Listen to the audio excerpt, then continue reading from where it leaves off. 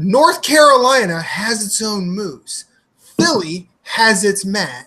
Nerds Gone Rogue has Big Corey Derrick, and we're here to welcome him back.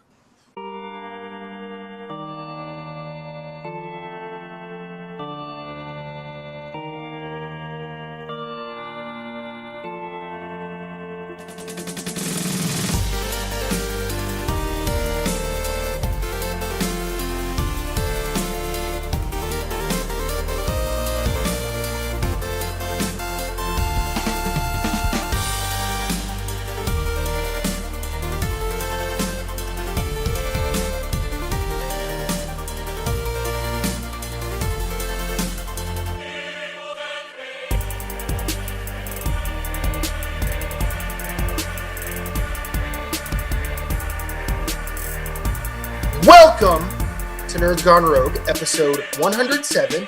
My name is Matthew Keel. Alongside me, my bro, Moose. How are you, sir? I'm good. Very good.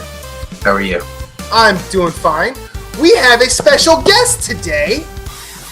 We have Josh Brant from Nindie Nation. How are you, sir? So, gentlemen, very good. How about you? Doing well. Tell us Nice about shade. Nindie Nation.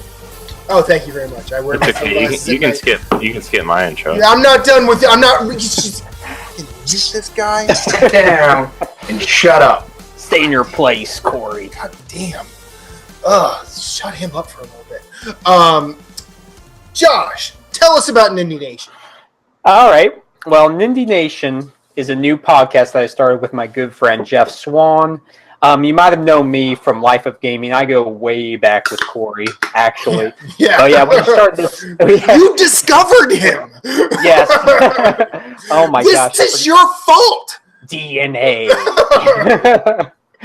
Oh yes, but yeah, I'm doing a new podcast now called Nindie Nation. We're up to 6 episodes in, and yeah, the Switch has become one of my favorite systems, and the influx of awesome Nindie games every week has sort of opened up the floodgates to us having this show, and like I said, I love playing on it, so that's what we mainly cover. You go over sales, news, and just what we've been playing, and yeah, it's a good time, so check it out if you can. Cool. Yep. Cool. I haven't watched all of them. I've watched the first 2, and I'm happy you're doing it again. Yeah, because the space is not the same without Josh Brant. It's just not. Now, Corey has made his triumphant return to Nerds Gone Rogue. I know he's looking down, probably playing a Switch, ignoring me right now. I'm going to need him to unmute himself so he can actually say hello to our viewers and our listeners. Hey. How are you, man?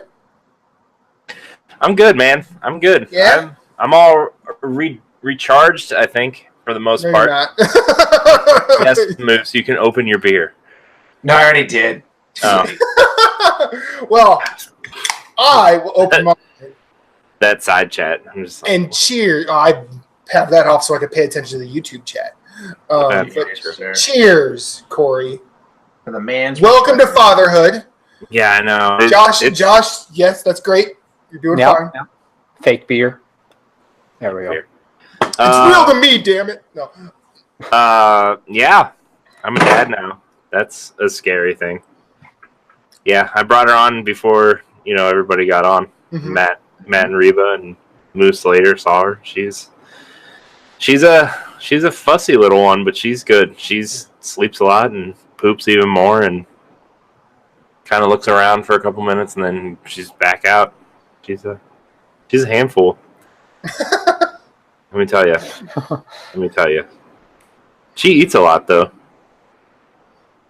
She eats a lot. So how are you and the missus dealing? You guys good? Yeah, it's been good, honestly. It's been this kind of like weird thing where like I don't know, it changes everything. Like your internet speed. It changes. It just changes everything. I feel like I went from like 6 months of like prepping content for the website and the YouTube page and stuff for like there's stuff scheduled through October, and then when we had her, it's just like I don't really care about any of this stuff, like it's just like it changes your life completely. It does, man. She just changed everything, and it's like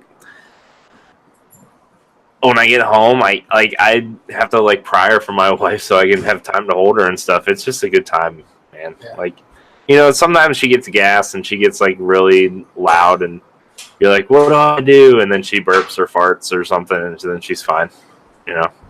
Oh, she's learning, man. No idea.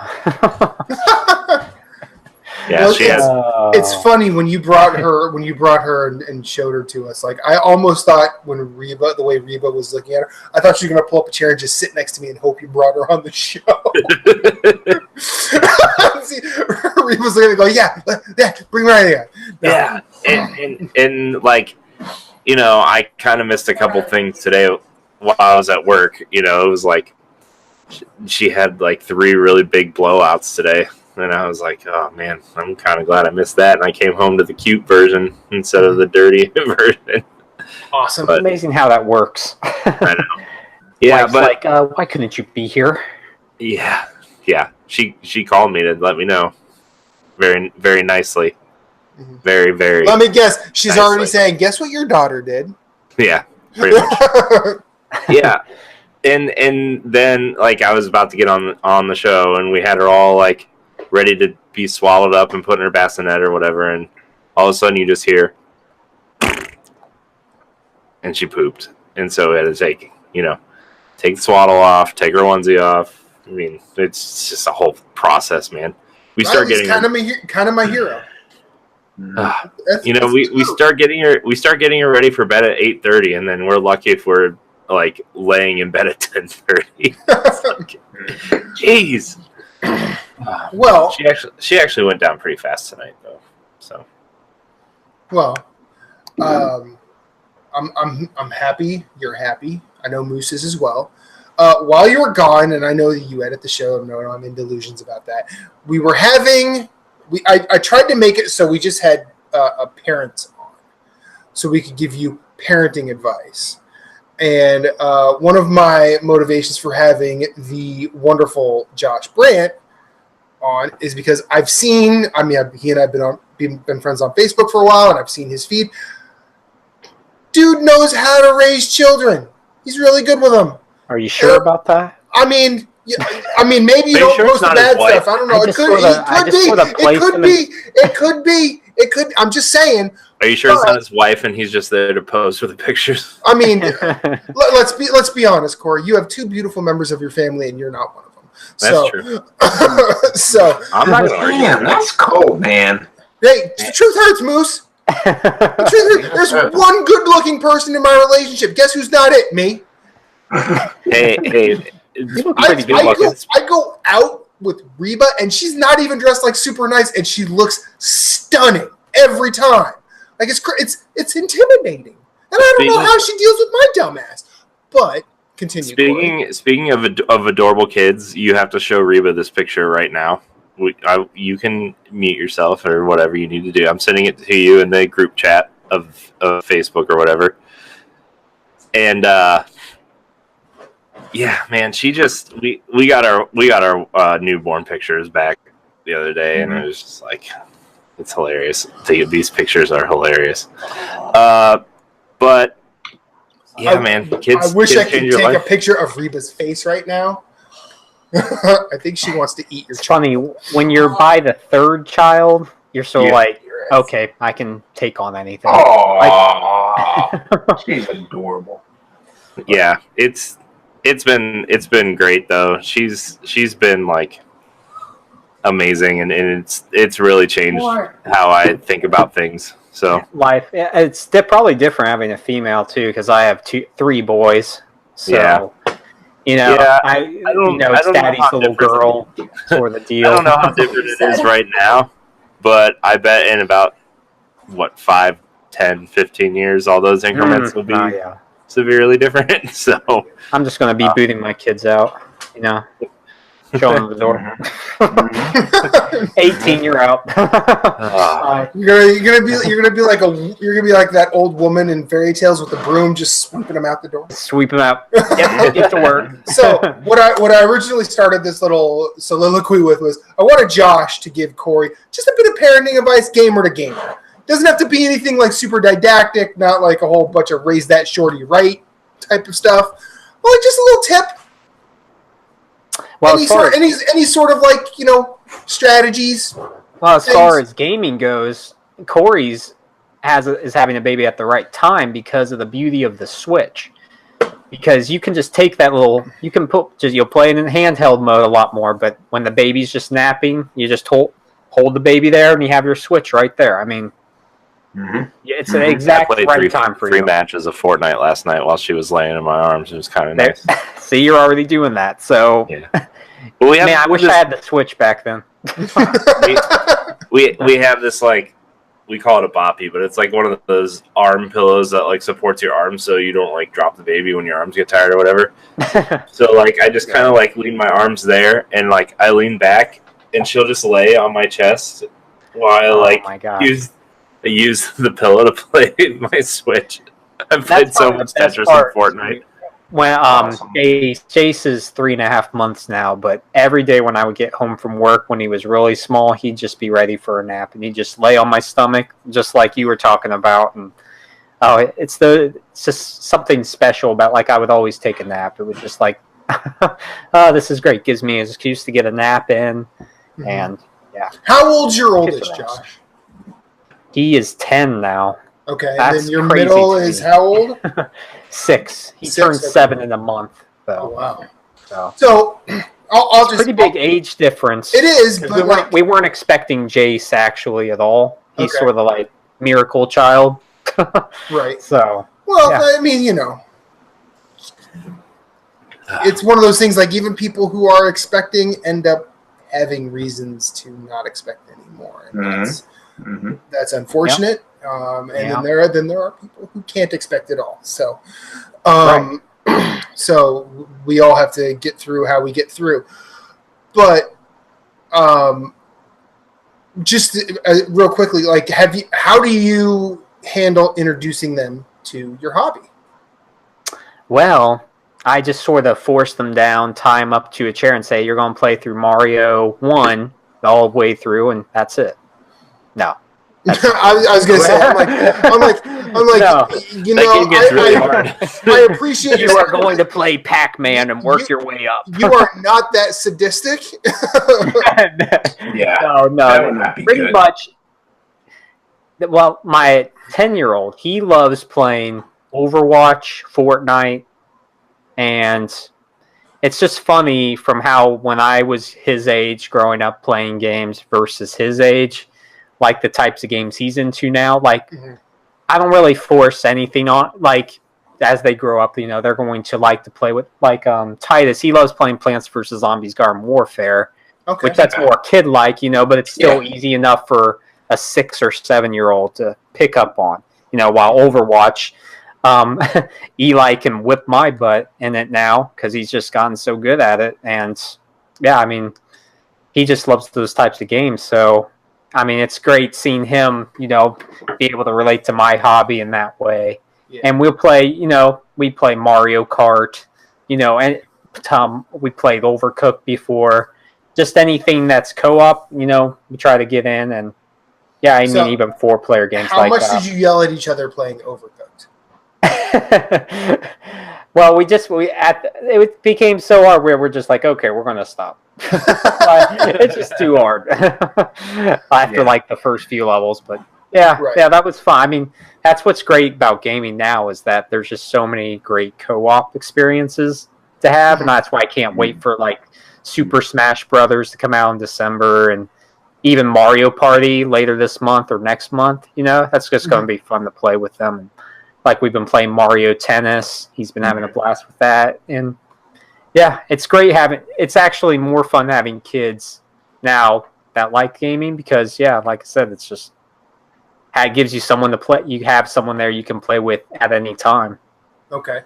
Now, how do you handle? Like, I know you and I are fans of the Dark Souls and the Bloodborne, Moose as well. Yes. In case you didn't know, Moose really likes Bloodborne. Now, do they ever try and say, "Hey, can I play that?" Yeah, that's funny. Titus, he's my 6-year-old. He has a fascination with Dark Souls for some reason. Like, I don't know what it is. There's just something about that game. Just imaginations weren't rampant. The sun is calling him. That's what. Yeah. You know, he's trying to find his own son. Mm-hmm. That's right. Just don't get infested by the maggot thing, that sun maggot thing. God, Lord, but yeah, it's yeah. Like I said, they have their what I do. Game's 7 years old. Get over it. There's good parental settings on the PS4. Actually, like they have their own file with all the games that they can play, and then everything else is they can't get to.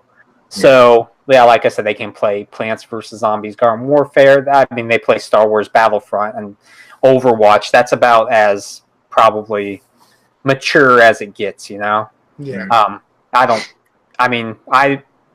For like Call of Duty, like Eli really wants to play that, but you know that's sort of still, you know, I don't know. Like you could play multiplayer probably, but I don't want you to just play the single player campaign yet, you know. Mm-hmm. Just stuff like that. But like I said, it's easier now than ever just to have profiles and parental settings to, you know, keep them where they should be. Okay. Well, yeah. Now we're gonna move into what have we been playing? Guess first, Josh. What you been rocking? Speaking of Dark Souls, I've been on the remastered kick lately. I've been there's a series called Prepare to Try on IGN, which is hilarious, and I love Dan, Rory, and Gav. But yeah, if you have a chance, if you're not into Dark Souls, maybe you should watch that because it will really get you into it. But I've been playing the first game along with them, and I'm actually to where you fight Gwen. The final boss. So yeah, I haven't done the DLC yet, but so I think I'm going to start with that, and you know, the Sanctuary Guardian. I'm to that point, so yeah, I've been having a blast with it. I love that game. This will be the third time I've completed it, and you know, each time it gets easier. You know, like I'm beating bosses that I couldn't have had a hard time with before in one try, like Dark Sun Gwendolyn. Like she's a tough one, but I beat her my first try yesterday. Yeah, and yeah, that's actually a he. Did you know that? I need to get my lore right. You're the lore. He was raised as a woman. See, but yeah, and they're not really clear as to whether or not that is derisory or not. But it is a he that was raised as a girl. See, I just need to ask you these things. I mean, you know, it's fine. It was because of his draw to the moon. I think it was. That's why they raised him as a girl. Yeah. Man, that's crazy. Is that the right word? Affluence? For the moon? I don't know. That's probably not the right term. Affluence, no. But see, that's what I was saying. It's not the right term. Affectation, maybe. There we go. Something like that. He had a draw to the moon, and so they raised him. So I remember reading about that. Because I have yet to fight him. Because I just mainlined the game. Because I was doing it for my challenge. And so I have like all the DLC to do. I have that to do and platinum it. I'm going to platinum it. So I got another playthrough to go through again. The game's fantastic. Like I said, some of the bosses, like that one boss, what is it, where you have to go to the weak points. Like that boss infuriated me. The Bed of Chaos. Bed of Chaos. Yes, I freaking hated that thing. Because it's so unfair. But yeah, other than that, the game's fantastic. On the Switch, I've been playing Octopath Traveler, which I've been plugging away at that, which has been a great experience. I'm not too far in. I've just earned all the characters. Got past their first stories, so yeah, I'm taking my time with it. Well, you're further than me, so that's good. Enjoying my time, you know. It's one of those games that I just love to play, and I've been playing a bunch of different nindies. I go through like the spur. I can't wait to play Dead Souls. Dead Cells. Dead Cells. But yes, Dead yeah. Souls. Oh, I'll be playing it Dead at Cells midnight I tonight Yeah, on my me too. PS4. But Yep, but that looks freaking amazing. So it's getting it's getting great reviews. man, yeah, I was gonna buy it. I was sold like the first time I saw it. Didn't need to see anything else. And so now, like leading up to the release, I watched a couple like videos on it and stuff and whatnot, and it just seems like the right amount of Souls mixed in with a Metroidvania style game. Like it just looks really freaking good, and I've heard nothing but good things about not only the game on Steam but the developer on Steam, like taking people's criticisms and suggestions into account while they're making the game and updating the game on a regular basis instead of a lot of developers that put it in early access and just let it sit out there and try and make money off of it without even making a game. PUBG. And so it's awesome, and it's really good to see them getting good reviews. And like I said, like as soon as I would have bought it as soon as they announced it for PS4, I would have pre-ordered it that day, but it took them a while to get the pre-order up. But as soon as the pre-order went up, boom, I bought it on PS4. I think Switch, but yeah, like I said, that's the experience I went on the PS4. I think for me. Yeah, well, I will probably pick it up on Switch later on when it goes on sale, just so I have it on the go with me. Yeah, I'm kind of in this stage where I found myself like switching more now. Like like all my stuff was going to be on PS4, but now I'm almost like it's become more 50-50 of where I'm going to get it on PS4 or Switch, because I'm more like, well, I love that game, but I could get it on Switch and have it on the go. And so it's actually become more of a back and forth than when before it was just like, I'll just get on PS4 and buy it on sale later on Switch. So Switch, my library's grown. So, I mean, that's a good thing. But I think you'll enjoy Dead Cells. Yeah. And that's like Dark Souls Remaster when it comes out for Switch, whenever that is. That's another one that I'll definitely pick up again. Yep. And if you haven't, Salt and Sanctuary just came out on the Switch. And that's one that, if you're... Is it actually out? I thought it wasn't out for another week. Nope, it's August 2nd, dude. It's been out. Oh, yeah, damn, what the hell? that's another one that last any week. Dark Souls fan should try. It's different, but it's the same. It's just weird. They have interlapping levels, and I love that game too. So I had to play it again on the Switch. Yeah, I beat it on the Vita, but yeah. I hope they get their 1 million sales. I think they were at 800,000 when they were getting ready to release it. I think they can get 200,000 sales. Oh, they should on the Switch. Maybe not like initially, but at least within like a year they'll get it. So because they did some great stuff with Salt and Sanctuary. That's such a good game. It is. I still need to beat it. But it is well polished. They've done some great work. It's a husband-wife team. Like Ska Studios. Yeah, Ska Studios. Yeah. They did Dead Samurai, Dishwasher, Dead Samurai. And then they did Charlie Murder. And then they had some crazy arena games. I'll have to look them up that were on the indie market on the Xbox. It was like something in pterodactyls. It's like something with pterodactyls in the names. I'll have to look up their games list, but you would just run around, and it was basically kind of like Smash Brothers, except you were running around with like weapons and stuff, and like attacking each other. People, you could pick up a shotgun and shoot somebody, or someone would have like a lightsaber to be able to like knock your bullets away and stuff if they were That's cool. timed their swings right. Like it was a pretty crazy game, and I'm like, this needs to be on like everything, but they're a small studio and they can't do something like that. But when they announced Salt and Sanctuary, I was like, I'm in day one. Yeah, their art style is really cool too. Yes, like they have a signature art style that for each one of their games that really sticks out.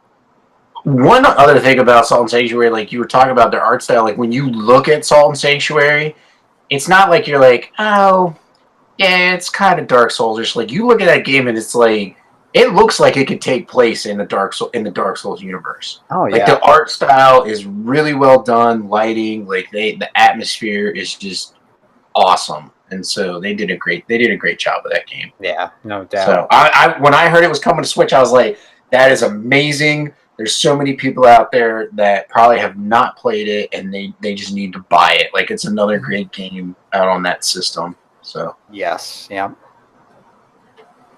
What else have you been playing, Josh? As far as the big releases, that's about it. I've just been dabbling in a lot of different indie games for our next episode. But yeah, like I said, I love the Souls universe, so I'm going to finish Dark Souls in the next few days, and then probably they're going to be doing Dark Souls 2 coming up in November, so that'll probably be the next excursion I take into, because I'd never beat Dark Souls 2. I have the Scholar of the First Sin game, but I never really beat it, so yeah, I'll start from the beginning with the guys and go through it. Yeah. So.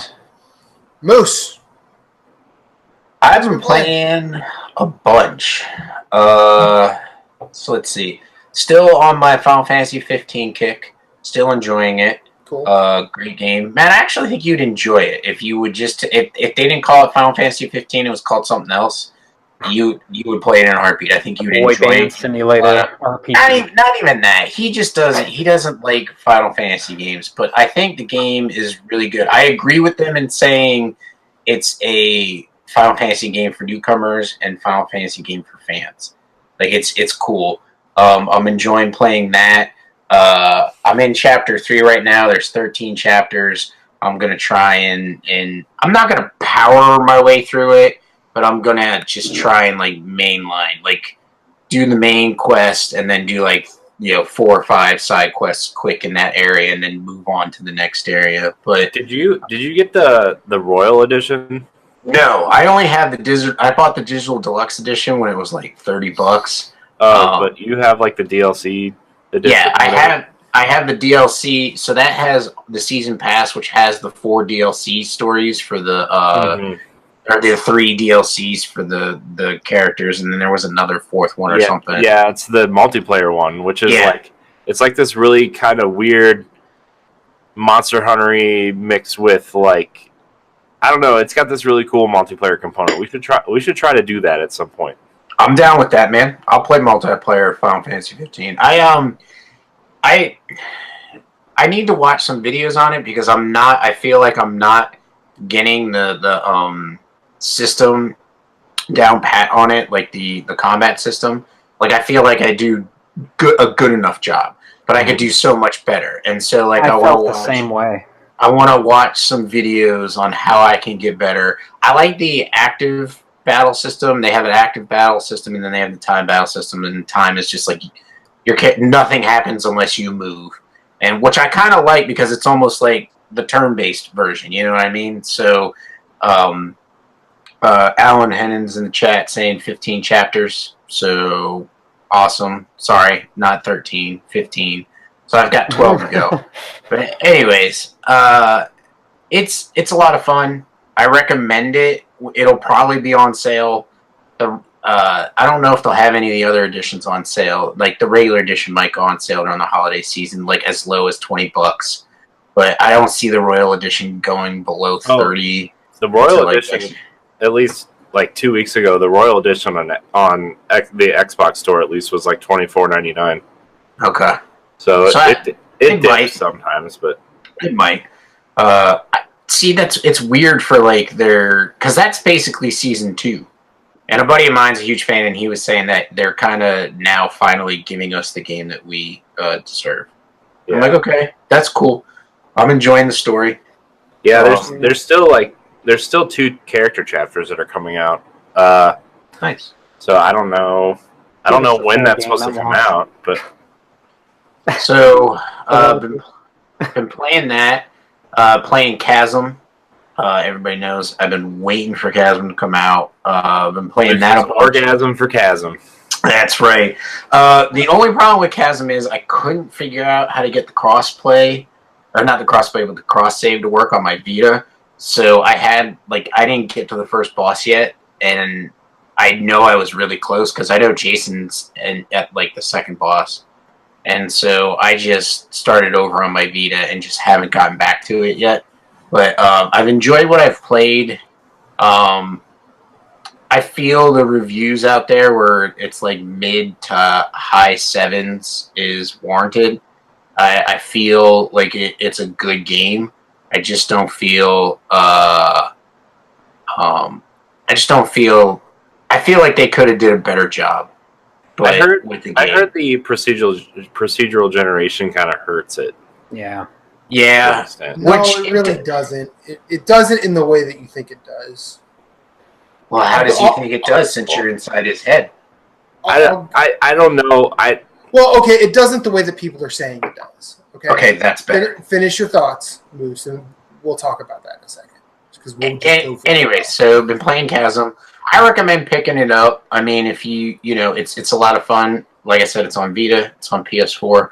I will bet money that it'll eventually come out on the Switch within 6 months to a year. So if you want to hold out, it'll come out on there. This is the first. That's the first week. That was the first release of like the indies I've been waiting for. So like this week is Dead Cells. So tonight at midnight I'll be playing Dead Cells, and then next week is, I'll be honest, the one I've been waiting for the most, Death's Gambit, which drops next Tuesday. So I'll be playing that. But anyways, playing Chasm. I bought Binding of Isaac, so I'm loving that on my Switch. Yes. I bought The End Is Nigh, enjoying that on my Switch. Also, just a little FYI for anybody, I bought the 8-bit Do Super Famicom controller. Love it. Loved it so much. And then my problem was, so like I was having issues with it playing certain games. Like it would play Zelda, it would play like a bunch of the Nintendo games, but then when I tried to play like Golf Story or whatever, and latest, it would work for Hollow Knight, but it wouldn't work for Binding of Isaac.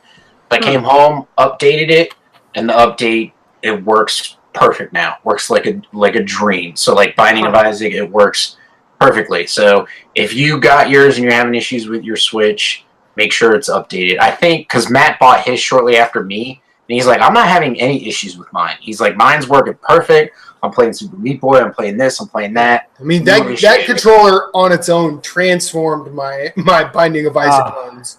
It is like, if you are looking, in all honesty, if you're looking for a controller that is an awesome controller, number one, but also an awesome on-the-go controller, like I use it at work. So like I'll sit there at work. I've got the Nintendo stand. I bought the Nintendo stand for my Switch, and then I'll just break out my 8-bit controller and I'll sit there. I'll play. Like today, I played Octopath. Like I finished my game of Binding of Isaac, and when I died, I switched over to Octopath and started grinding in Octopath. I'm working on the Thief now, so I'm trying to get my 6th character into my party. Been playing Octopath as well, but like it's awesome to just sit there and be able to have like a really good responsive controller. The D-pad's awesome. Everything is solid. Like I think knocked it out of the park with that controller, and I'm excited for their stuff that they're announcing for the fall, because me and a guy that used to work together, we go to a brewery, and we were like talking to them about doing like Mario Kart tournaments at their brewery, and they're like, hell yeah. And so like I can invest, like they're putting out, they're kind of like Joy-Con controllers, except they're just straight up like they don't have anything that slides off. So it's basically you have the L and the R buttons, and that's it. And I think it's just a D-pad. You don't have analog sticks. So I was just thinking, like, they're $20. Like, buy 3-4 of those, and people can use those. And if they break, it's not that much of a loss to me or something, But anyway, so Binding of Isaac, Octopath, and that's pretty much it for right now. That's all I've been playing. I'll be playing Dead Cells tonight. Hour and 40 minutes. Yeah. No, I can't wait. Countdown. I had to go on and tell it to download it. So I was like, it shouldn't be that big. It shouldn't take that long. But yeah, I was and whatchamacallit came out recently too. Titan's Quest, which I was looking at, I was looking at picking that up, but I heard that it doesn't. It's because it's like Diablo. It's like a Diablo It's game. a mediocre Diablo. Yeah, but it I've doesn't. played a little bit now. But it doesn't have I was like, it doesn't have the expansions. I'm like, why does it not have the expansions? The game is like how old, and it doesn't have the expansions on Switch. It's so I'm still like I said, I'm loving my Switch more and more because Octopath is awesome. I look forward to getting Mario. I don't have Mario. I haven't played Mario, so that'll probably be the next like big AAA title that I get. But it's a great system to play on, and if you're looking, like I would ask you, like, do you like with your kids? Do you use like what controllers do you use for your Switch? Do you get more Joy-Cons, or do you actually like what do you do to let them have all the buttons that they need to play the games when y'all are playing multiplayer? Fortunately, I have 2 sets of Joy-Cons, so 4 Joy-Cons altogether. I have the 8-bit Do controller, and then I have a Pro controller. So, in essence, instead of just flipping it sideways and using it as one controller, all 4 of us can have, one dedicated actual controller for the Switch. And I always use the 8-bit Do because I love that controller, like you said, which I wish I could use it for the PS4. But it would be interesting. Yeah, I understand because you need the little touch thing at the top. But yeah. Well, they just released that smaller controller for kids that doesn't have a touchpad on it. I think that's true. It has a tiny one. Oh, does it have a tiny touchpad? Yeah, but it's not really a touchpad. It's just like a button for where the touchpad goes. Because you don't use the touchpad, you use it pretty much as a button now. I mean, unless you're playing like Infamous again, what games in the last Well, it's like the Vita when it first came out, and they shoehorned in all the motion and back touch stuff, and then they just did away with it. Man, yeah. But yeah, that's Uncharted. I never finished because that light mini game. You have to hold it up to the light, sucked. And it's like it didn't really work with the light I was using. I'm like, nah, I'm done. I was in the dark room and tried. I do like not a lot of games integrated the touchpad like Diablo did, where like you could actually use your finger like on the dial at like a clock and go around like your armor, like your pieces of equipment, and select what you're doing, but. A lot of people do touch the left pad, touch the right pad, Right. And then the only other game that I've ever played that's played an integral role is Terraria, where you can zoom in and out on the touchpad like you would on your phone, 2 fingers, and you could expand the view out or zoom in if you wanted to, and so. But I like the touchpad, but. My biggest complaint about the DualShock 4 is that freaking light bar. At least allow us to turn it off. That's my thing. Stop draining my damn battery. And anyways, so that's what I've been playing. Matt, what have you been playing? I have been playing Dark Souls again. Yeah. I was able to get back to it over the past week. Because Dr. Bloodsouls resurfaced, and we happen to be on. You say that like he's a rash. Hey, no, he resurfaced. He's like. I mean, I know a little bit about the H.P. Lovecraft universe, but he's like the great ones. They go away for a while and they just come back. And he's back, and that's great. Except now I'm addicted to Dark Souls again, which I don't really find surprising. I'm not really surprised. It's just kind of like I want to play other stuff too, but now it's all I can think about. It just calls. It just keeps calling you. Yeah, it does. It does. No, it does. I did play Chasm. Jeez, I played Chasm the night it was released, as well as the day after, and. I feel like what Corey mentioned earlier with the random generation killing it. I feel like the tile sets that they put together, random generation makes it look bad. and that's not because like the art doesn't work, but it's like you'll get two tile sets that don't quite fit together, and but yet they're together, and you have to sort of work through that. Yeah. I feel like random generation is actually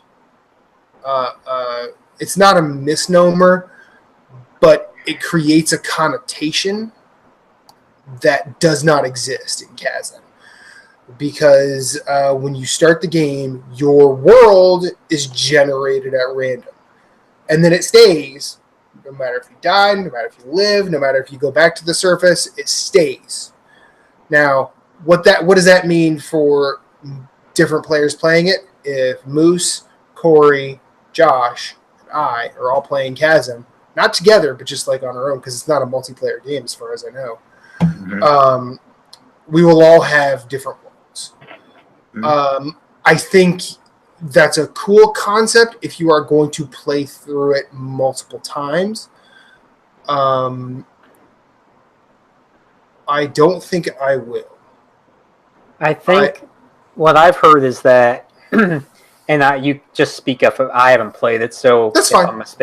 If I misspoke, then just tell me. But what I've heard is that the problem is that the environments look good, like the graphics look good, the procedural generation looks good, but then it always goes to the same. Like you're always trying to go to the same. Like everybody's path and how they get to a certain objective isn't the same, but then you're always going for the same type of item. So yeah, in a sense, it just sort of takes the mystery out of it. I guess there's like no real gravitas to the situations. It's like just find this and then get here and defeat this boss, or like it's like I feel like when people hear the term random generation, they automatically jump to roguelike, and this is nowhere near a roguelike. Okay. It has a Soulsian thing where if you die, you go back to the save point, and you. Well, you basically have to reload your save. It goes back to the save point that you last saved at, and you have to do everything you just did again. And that can be problematic. It's not like in Dark Souls where you just lose your souls. It's not like in Spelunky where everything you're just starting over. I feel like this is more problematic because like you're pushing the story ahead and then having that reduced. Right. I feel is a bad idea. Yeah. Like that's my problem with it. I mean, we could talk. I mean, it's basically it's a randomly generated Castlevania like. My big problem. Well, my big problem with it is it's like things are like long and drawn out. Like you're going. So like my thing is like you're going to this other side of the map, but it's not like it's not this big sprawling like world that you can go up and like it's just a straight line to that ending point, and then like you might be able to go up phenomenal cosmic powers in living space. Yeah, like you might be able to go up one section, but it doesn't go very far. You can't go very far because you got to figure out what you need to do in that area. So I feel like I just feel like that's where I'm saying like the mid to high sevens is like warranted it. Yeah, like I'm enjoying the fun that I'm having with the game. Yeah, but like I don't feel like there's enough enemies. Like in the area that I'm going in, I don't feel like I don't feel like true exploration. Like I just feel like you're just putting me to this point, and that's the only place I can go till I do something. Come back now. I have reloaded my save multiple occasions, and it's been the same. Like the beginning part has been the same for every single time I've replayed it. So like I was saying, like I played it on my PS4. Like the tutorial part? Yeah, that's what I'm saying. I feel like that's going to be the same no matter what. Like after the first boss, that's where the procedural generation goes crazy, which is fine. But I took note of the code because you get an egg code, and you can give that to friends so that they can enter that in and play the version of the game that you played to see if they enjoy it. But it's just like I said, you're being funneled to one point, and then you do something, and then luckily it's not like you have to come all the way back. Yeah. You know what I mean? You go to that one point and you'll get a crack in the wall, you go through that wall and you'll come out and blow the dynamite up, and you'll be able to come through right up by where you entered the mines. So it's not like you trekked all the way out there, now we're going to make you trek all the way back. You can if you want the experience and try and find the money to buy stuff. But I need more time with it to really rein in on it. But I so far right now, I do agree with the good ratings, like the 7 ratings, 7.5. But nothing too wrong with it. It's just I don't think this is not a bad game. No, it's not a bad game by any stretch of the imagination. I just think, and I think it's that company's first game. Yeah. So it's not. I mean, I personally was not expecting a lot out of it. I was like, oh, this will be cool. I bought the game because I like the art style. I like the way, because you can watch their developer diaries, and it's like, oh, that would be pretty cool. And adding different weapons, and it's kind of like Skyrim, where you can equip a sword in one hand and spells to another hand, and so I think that's pretty cool. Minimalistic on the RPG elements because you have 3 accessories, I want to say. So you can get a chest, a head, and a ring or a belt or whatever. And so I think that's pretty cool. So I think it's going to be more interesting the more I play of it. But as of right now, like I said, if you're looking at it and you're interested in it, but you're hey, I really want it to come to Switch, it'll come to Switch later. They're definitely going to put it on Switch because it's the same, because they're under the same umbrella, or they're not necessarily the same umbrella, but they're in the same circle as Tom Happ, I believe it is, the guy that did Axiom Verge. Okay. And so Dan Adelman, I believe it is. He has worked with both studios. And the only reason that Chasm is on the Vita is because the same team that got Axiom Verge on the Vita broke the code, and it's because Chasm's written in the same code, and so they were able to port Chasm to the Vita, and so I have a feeling, they're all in the same circle of friends, so I have a feeling after a while Chasm will be, oh hey, now it's coming to the Switch, and then it's coming to the Xbox or something like that, and so because I mean, they moved, and it's not, in all honesty, I would have no problem with that. I don't have a problem with Chasm being on other systems because they have to make money. Yeah. I want them to make money because I want them to make money because I like their game, and they have a lot of great ideas, and it's good. I want to see where they go next. I want to see, the next thing that they build. Sure. Maybe do the procedural generation in, a better way where Matt was saying, you got a tile that's fit next to a tile and you're this doesn't really work. Well, work that out. You know what I mean? Come up with a better coding system where it matches tiles better than what it does in Chasm, either Chasm 2 or try something different, and so for them to survive, get as much sales exclusive on the PS4 as I guess they talked to Sony about, and then, moving on to another system. I mean, I feel like their choice with the random generation is it's poorly executed. It's not bad because I feel like there's something to every game being different, but I feel like if takes away your identity. No. I mean, here's the thing. There's a difference between a roguelike where you start with nothing and have to just adapt as you go with what you find. That creates a different thought process.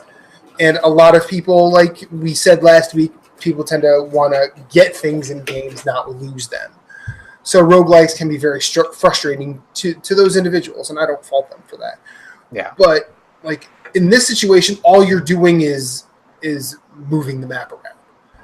I feel like if it was more of a Rogue Legacy situation where your player character actually is different every time, I feel like that creates a different thought process. On top of like the map changing, because maybe you have to think about a different way of traversing or a different process of world. Like there. I feel like there's a way to do this that I can't really wrap my head around because I'm not a developer.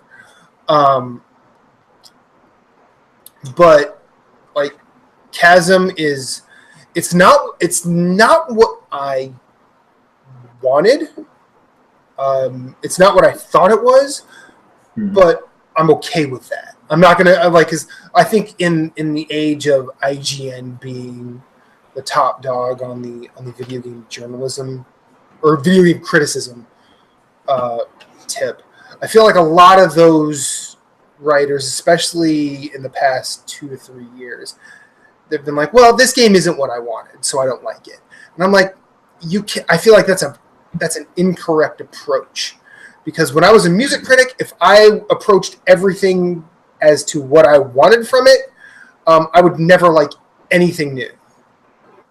I would never want to step out of a comfort zone because I want to stay in my one little bubble where everything is good.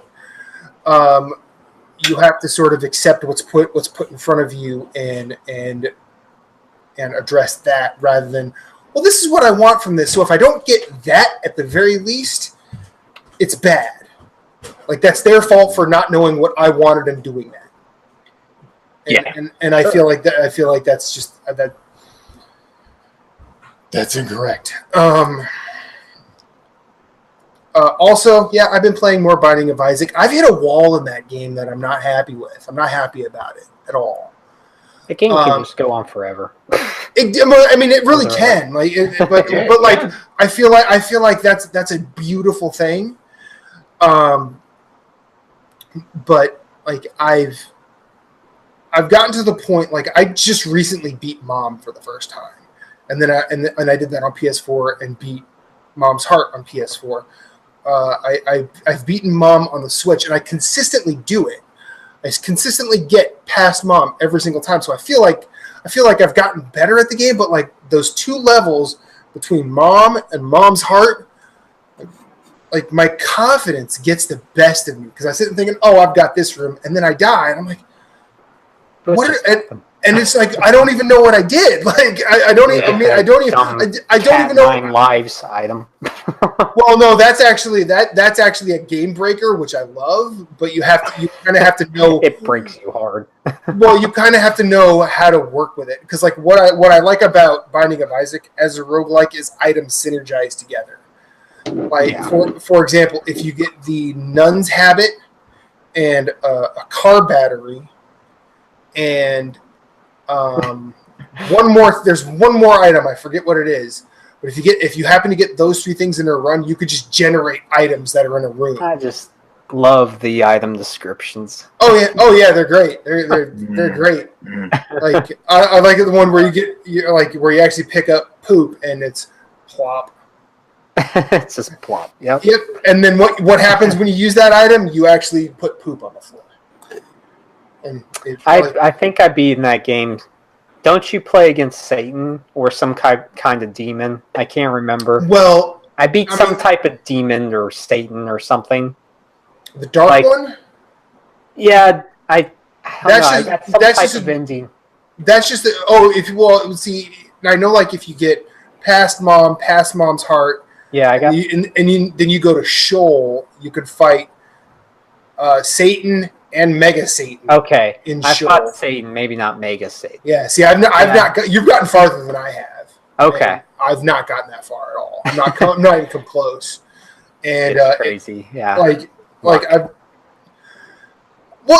can be, but at the same time, like if you get super high powered items like Polyphemus and Tammy's head and your Azazel, and Dildo of Destruction. Yeah, that's a good one too. Yeah, no, yeah.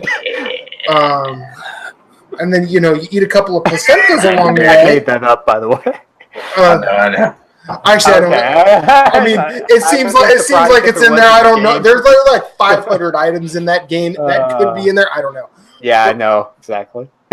But like that sounds game, like the M-rated version of Scribblenauts. yeah, I mean that game goes some places and does some things, and experiencing it is still really fun. And I think it's one of the better, honest to goodness roguelikes that I've ever played. Oh yeah, one of the best. And then when I'm pissed off at that game, I play Enter the Gungeon, and I figured out why I love Enter the Gungeon so much. Moose, remember Nuclear Throne? Yeah. It is basically a slow version of that, and it's way easier to deal with. Mm-hmm. Yeah, like so after I know you bought it after the patch came out because they just had a patch either last week or the week before, and so it was like on sale for like $7.50, $7 and some change. Well, I bought it on. Well, I had it day one. But I just hadn't played. I hadn't played it. I bought it on Switch last week. Guys, for Enter the Gungeon, so I picked it up when it first released, and on consoles or on Switch? On consoles. Okay, sorry. Okay.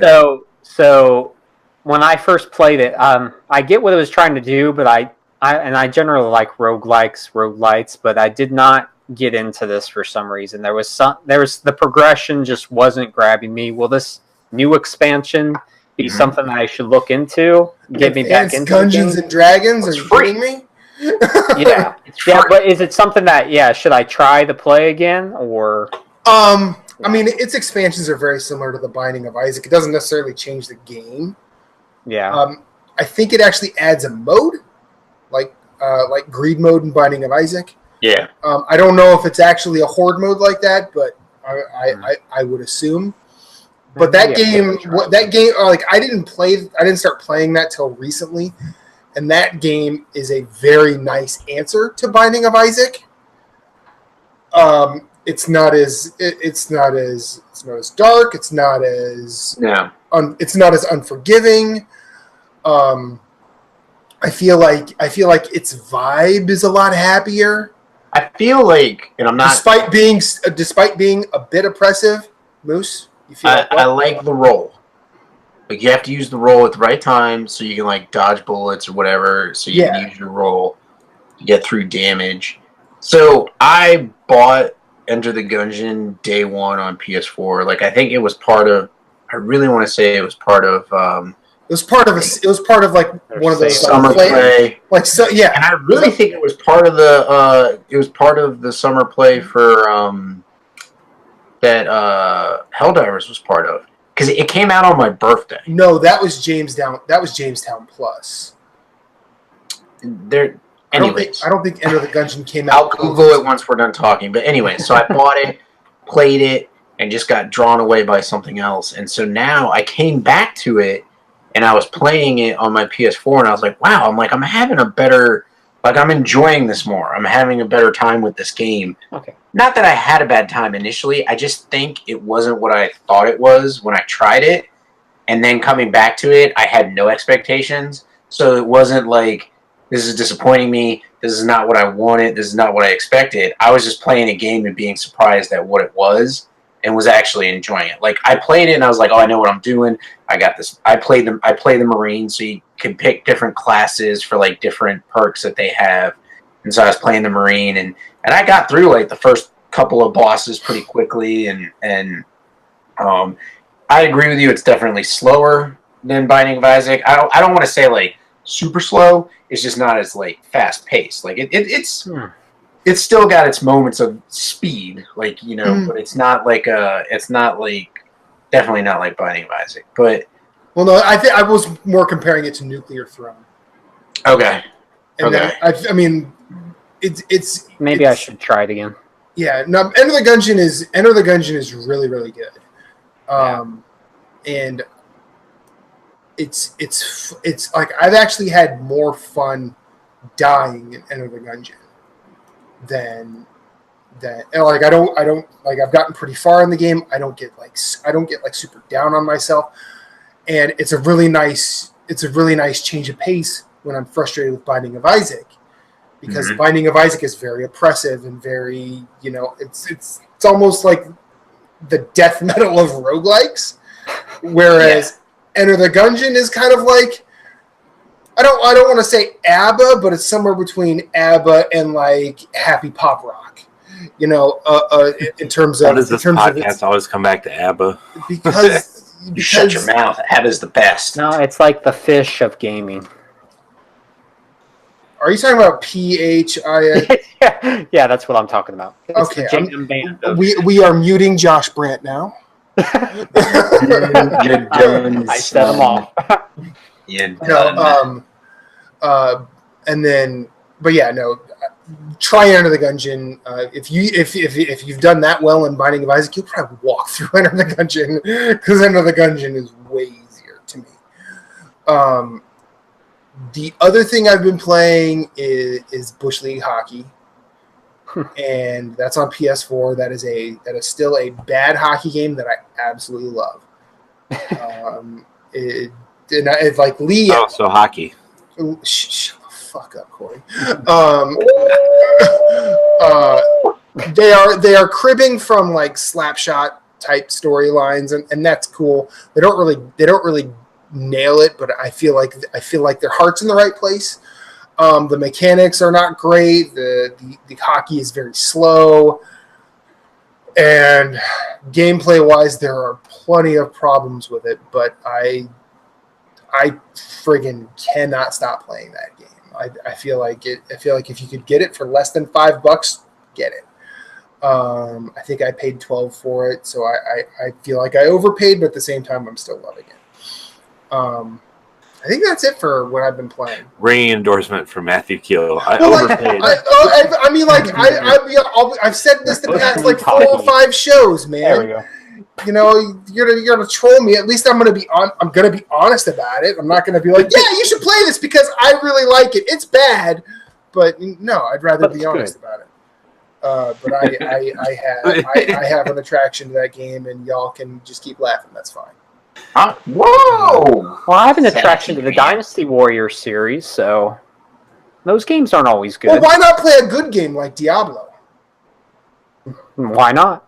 Maybe I like acting. Who knows? Oh well. So we have a topic. We're getting into it real late. So It's okay, man. I haven't been playing anything. It's cool. You haven't. You've already told us. You played Fortnite, and what was the other thing you played? I've played a ton of things. No, you haven't. You've been a father. That doesn't count. This guy. I've been here for 3 weeks. He's like, nah. I'm not used to you being back. Give me a break. You're welcome.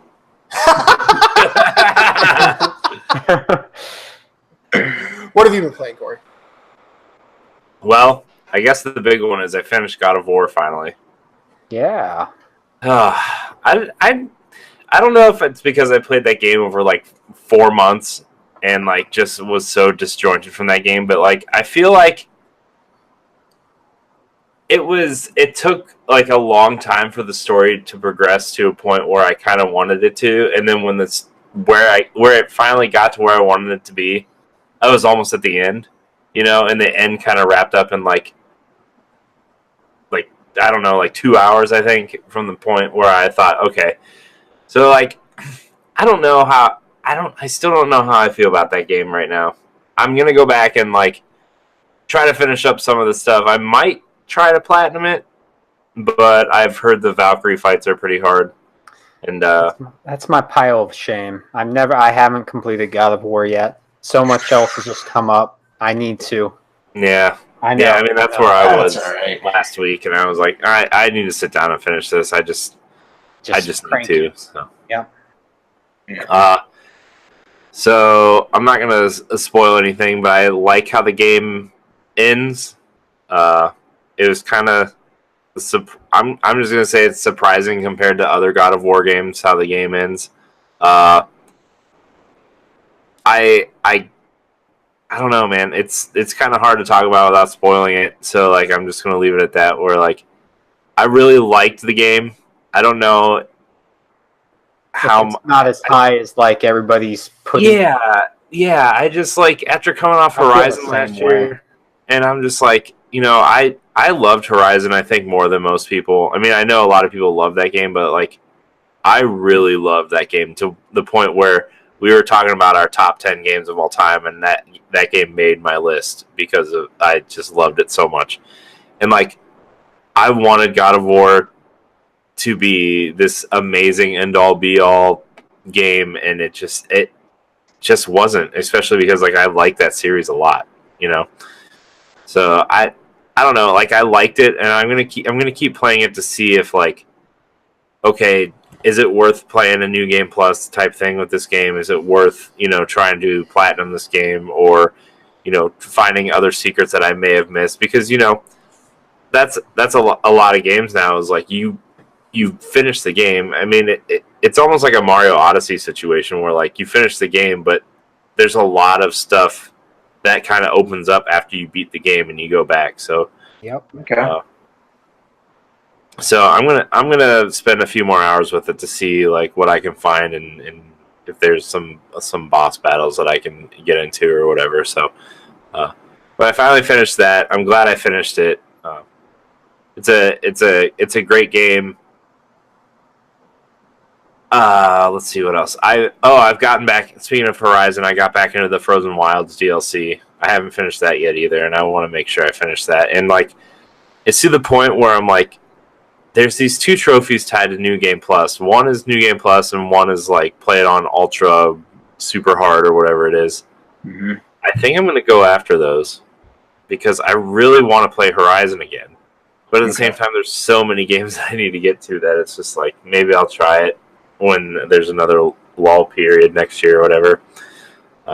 So I've been playing that a little bit, and I just keep forgetting how good that combat is. And it's not just like the combat itself, but it's the way it allows you to play with, the traps and the different types of arrows, and your mount can help you. You can hack the different guys. It's just so good. Horizon is so good, man.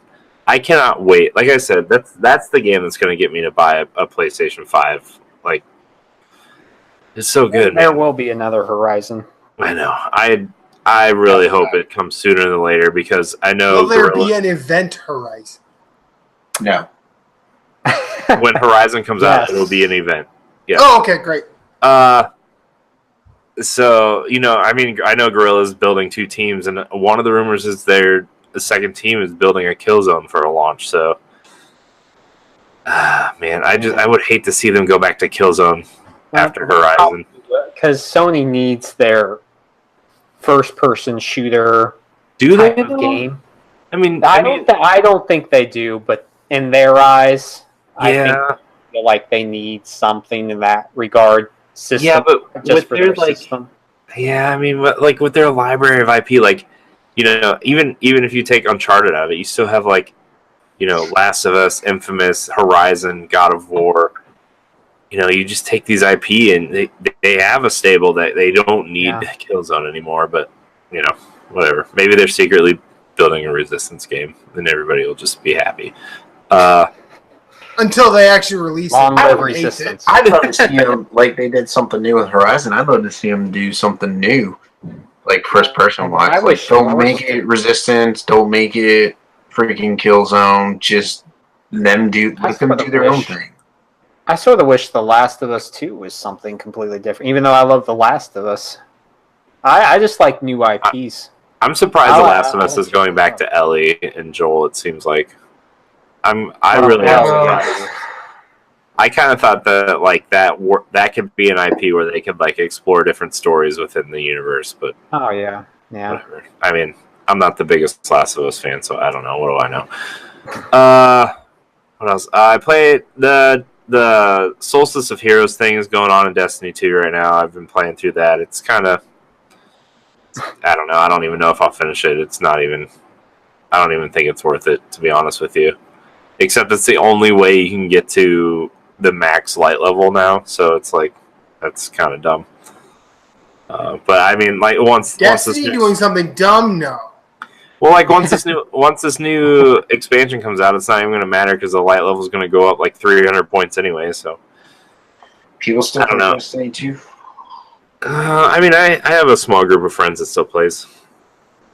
And so I've been playing that, playing a lot of Switch with the baby. So I mean, it's been smaller games in small doses. Like I would love to dive into Octopath Traveler, and like I've been playing and I've enjoyed what I played, and I know if I had more time to play it, it would be a game I would get lost in and, spend probably 70, 80 hours in it.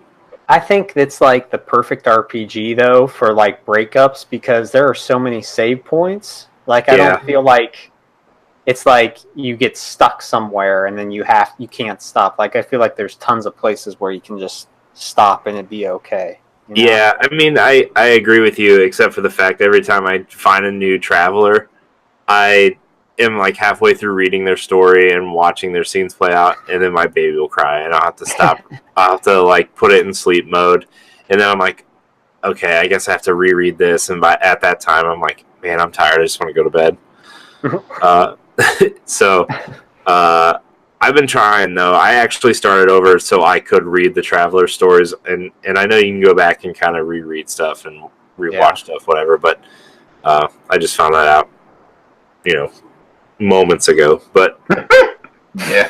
Well, there you go. But, I started over, and I'm getting to my third Traveler now. I'm at the thief's story, and so I'm really enjoying it, though. It reminds me of, like, what I used to like about RPGs, but in a modern sense, which is, I know that's what they're going for, but it's awesome. And I feel bad for Tokyo RPG Factory because that's what that studio was built for, and those games have kind of fizzled out. Lost Sphere and I Am Setsuna was better, I think, better received than Lost Sphere, but so I've been playing.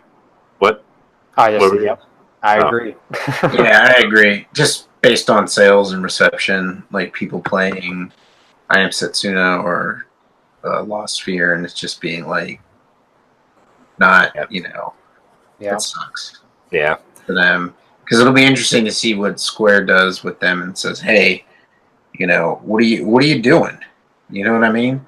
Mm-hmm. So, the team that did Octopath is probably more than likely to be doing more old school RPGs. Well, they're teasing another Bravely game, another Bravely Default game. I saw that, and that might be part of the Direct on Wednesday, which will be awesome. Bravely 3 Fault? Well, the big rumor right now is that the first game is being ported to Switch. It is? Yeah, that's the rumor right now. That. Okay. Yeah, they teased it around. They were teasing it around Christmas time. They put an image of the main character of the first game with a green Joy-Con and a red Joy-Con, and she was all decked out in like a Christmas outfit, and it just said whatever. Gives me an excuse to play it. Yeah. Well, it said Bayonetta. I think it would be cool to see Bravely Default on Switch. Yeah, I've always wanted to play it. Yeah, I'd like to play that game. That first game is so good. I didn't play the second game because I heard it was just okay, and I was playing Fire Emblem at the time. I was like, I don't have time for this. I'm playing Fire Emblem. But that first game is awesome. If they put it on Switch, I mean, that's just another awesome idea. So it's another great port. Yeah. I mean, in a year full of them for Switch. I mean, we love ports. Well, I mean, that's like every system was in their first year or so. Was, hey, here's some ports. Yeah, but I think the Switch is getting a lot more than. Well, PS4 is getting has. But see, the thing is, the Switch is in an interesting position where it follows up a system that was basically a failure. Yeah.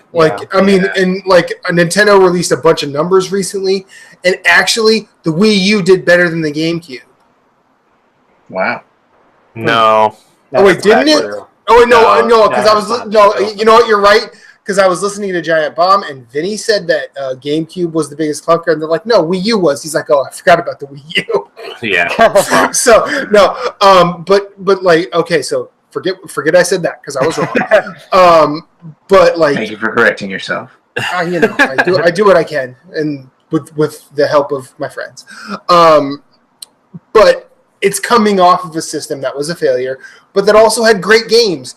Bayonetta 2, Captain Toad, Donkey Kong Country Tropical Freeze, Mhm. Mario Kart Maker, 8, Mario Smash. Kart 8, Smash. I mean, it's coming off of a system that people actively did not want, and people actually looked at that from afar. They're like, "Oh, that shit sucks because it's on that system." Yeah. Like they think that the games were bad because it was on a bad idea of a system.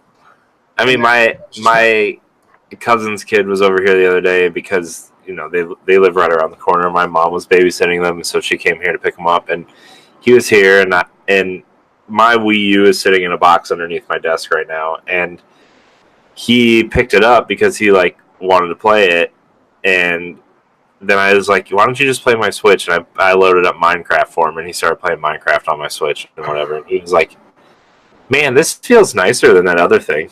And he was talking about the Wii U gamepad. I'm like, man. It feels like a Tinker toy, or Yeah. Yeah. Like, man, Yeah, it does. if an 8-year-old who doesn't really play games and the only system he has is a Wii doesn't like this thing, what happened? But Mhm.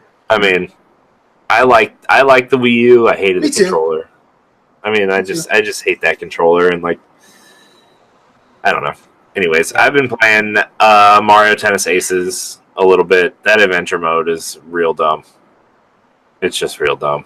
I heard it's like an unfinished game, almost like I don't think Street Fighter 5 was, where it's just it's missing some stuff and it forces you down a path. You can't really just play a normal game of tennis. I found it's the weird unless you Mario go into Tennis rules. versus. Yeah. Well, even then, it's it still has the tennis racket breaking stuff, and I don't know. I mean, I like it. It's fun. It's just the adventure mode's real dumb. So I mean, there's no really other. I don't want to play online because I'll get just crushed. Captain Toad, man, what a game That's your jam? Yeah, Captain Toad is so good. After I play through the levels, I go back and get all the extra objectives just to play it again. It's so good, man. The only level I find myself not wanting to redo is that minecart level. It's the 8th or 9th level. And that one was easy. The first person one. Maybe it's Mhm. I don't know. I was just having a rough time with it. And then I've been playing Mario Rabbids Kingdom Battle, still trucking through that game. Just 2 or 3 courses at a time. I'm just I'm good. I'm good for Corey, do you just play every video game ever? Well, between each episode. I want to play a bunch of different stuff, so I have something to talk about, and then wait till he starts talking about Load Runner from Atari 2600. You're I have this new kid, but yeah. Still plenty of time to play. You gotta play that Commodore 64, yo. And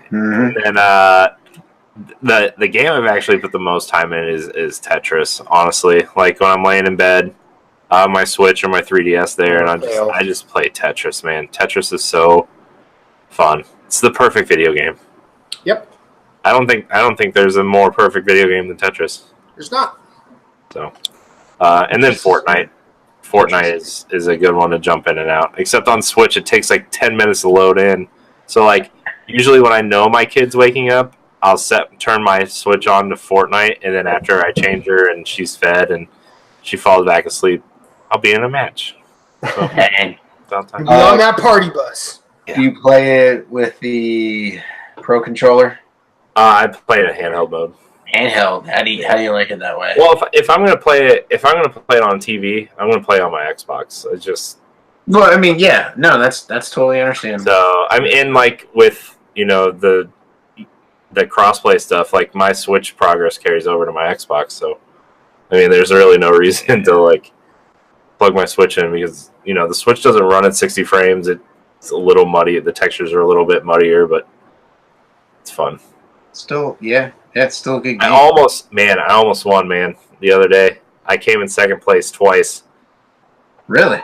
Yeah, I don't know where you find these freaking rocket launchers and these bouncing. They're these bouncing grenades that are just they're just so random. But that's right. I'm getting better at building though, which is something I wanted to get better at. So that's good. Yeah, I didn't buy this. I didn't buy the battle pass though. I bought the battle pass last season. I'm like, my kid's here. I don't need to buy a battle pass this season. I don't care. None of the costumes are really like doing it for me. So Yeah.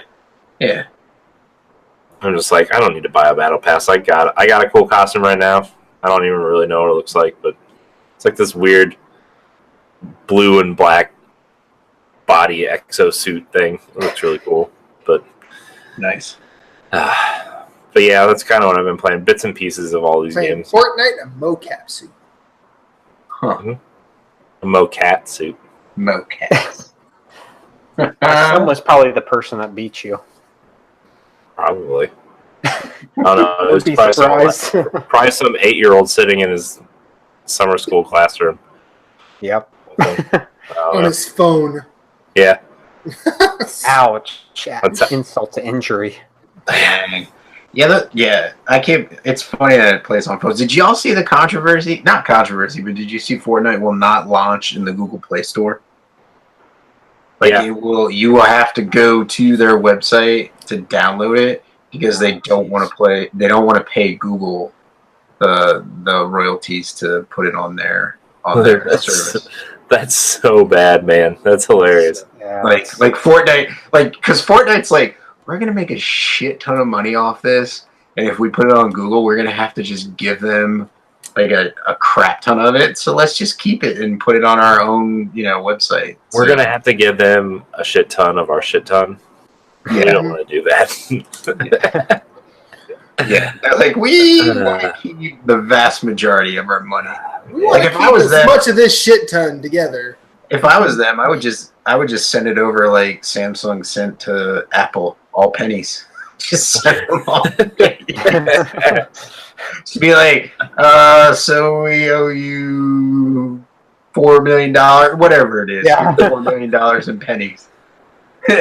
All unwrapped, like not even count it. Just just send, I mean, count it obviously because you know what you got, but just send it over so that they have to count it. Be like, That sounds awful. that'd be hilarious. Man. But still kind of a dick move. Yeah. No Yeah. doubt. Speaking of dick moves, I also tried to play one round of Rainbow Six Siege. And Dick. yeah. I mean, no, there is this like little kid on our team, and he kept killing us all on our team, so we all like kicked him out. But then I don't know how matchmaking works, but once we booted him, we all got kicked out of the match. I'm like, nah. Yeah. I'm good. It's rough. That game's hard, man.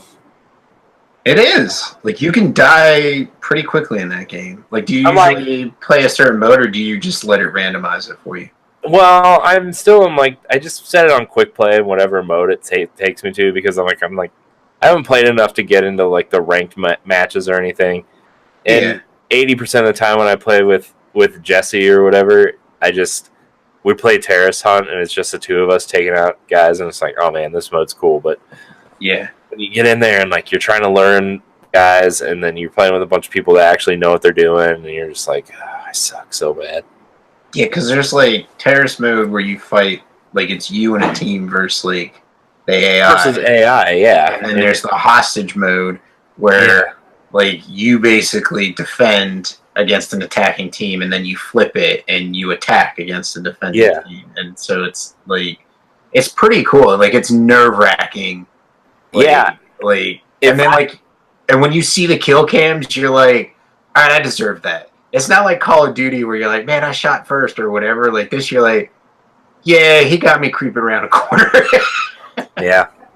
Yeah, I mean, if I was like single and I lived by myself and didn't have any like outside distractions, I would probably try to get into that game because it's super fun. Yeah. But when you play like one match every 3 weeks and that's your experience, you're like, no, I'm good. Yeah. This 11-year-old just murdered me straight up. I'm just like, I'm done. Like, no, and I totally agree with you because, like, I'll get into it and be playing it. The only time I will play it is if the rest of our posse is on. Like, Cannon has to be on, Dominic has to be on, and Justin has to be on for like the four of us. The four of us, or any grouping of the four of us, have to be playing, or I won't play it. Like I never fire it up by myself. Hence why I don't play multiplayer games. Some of them are fun.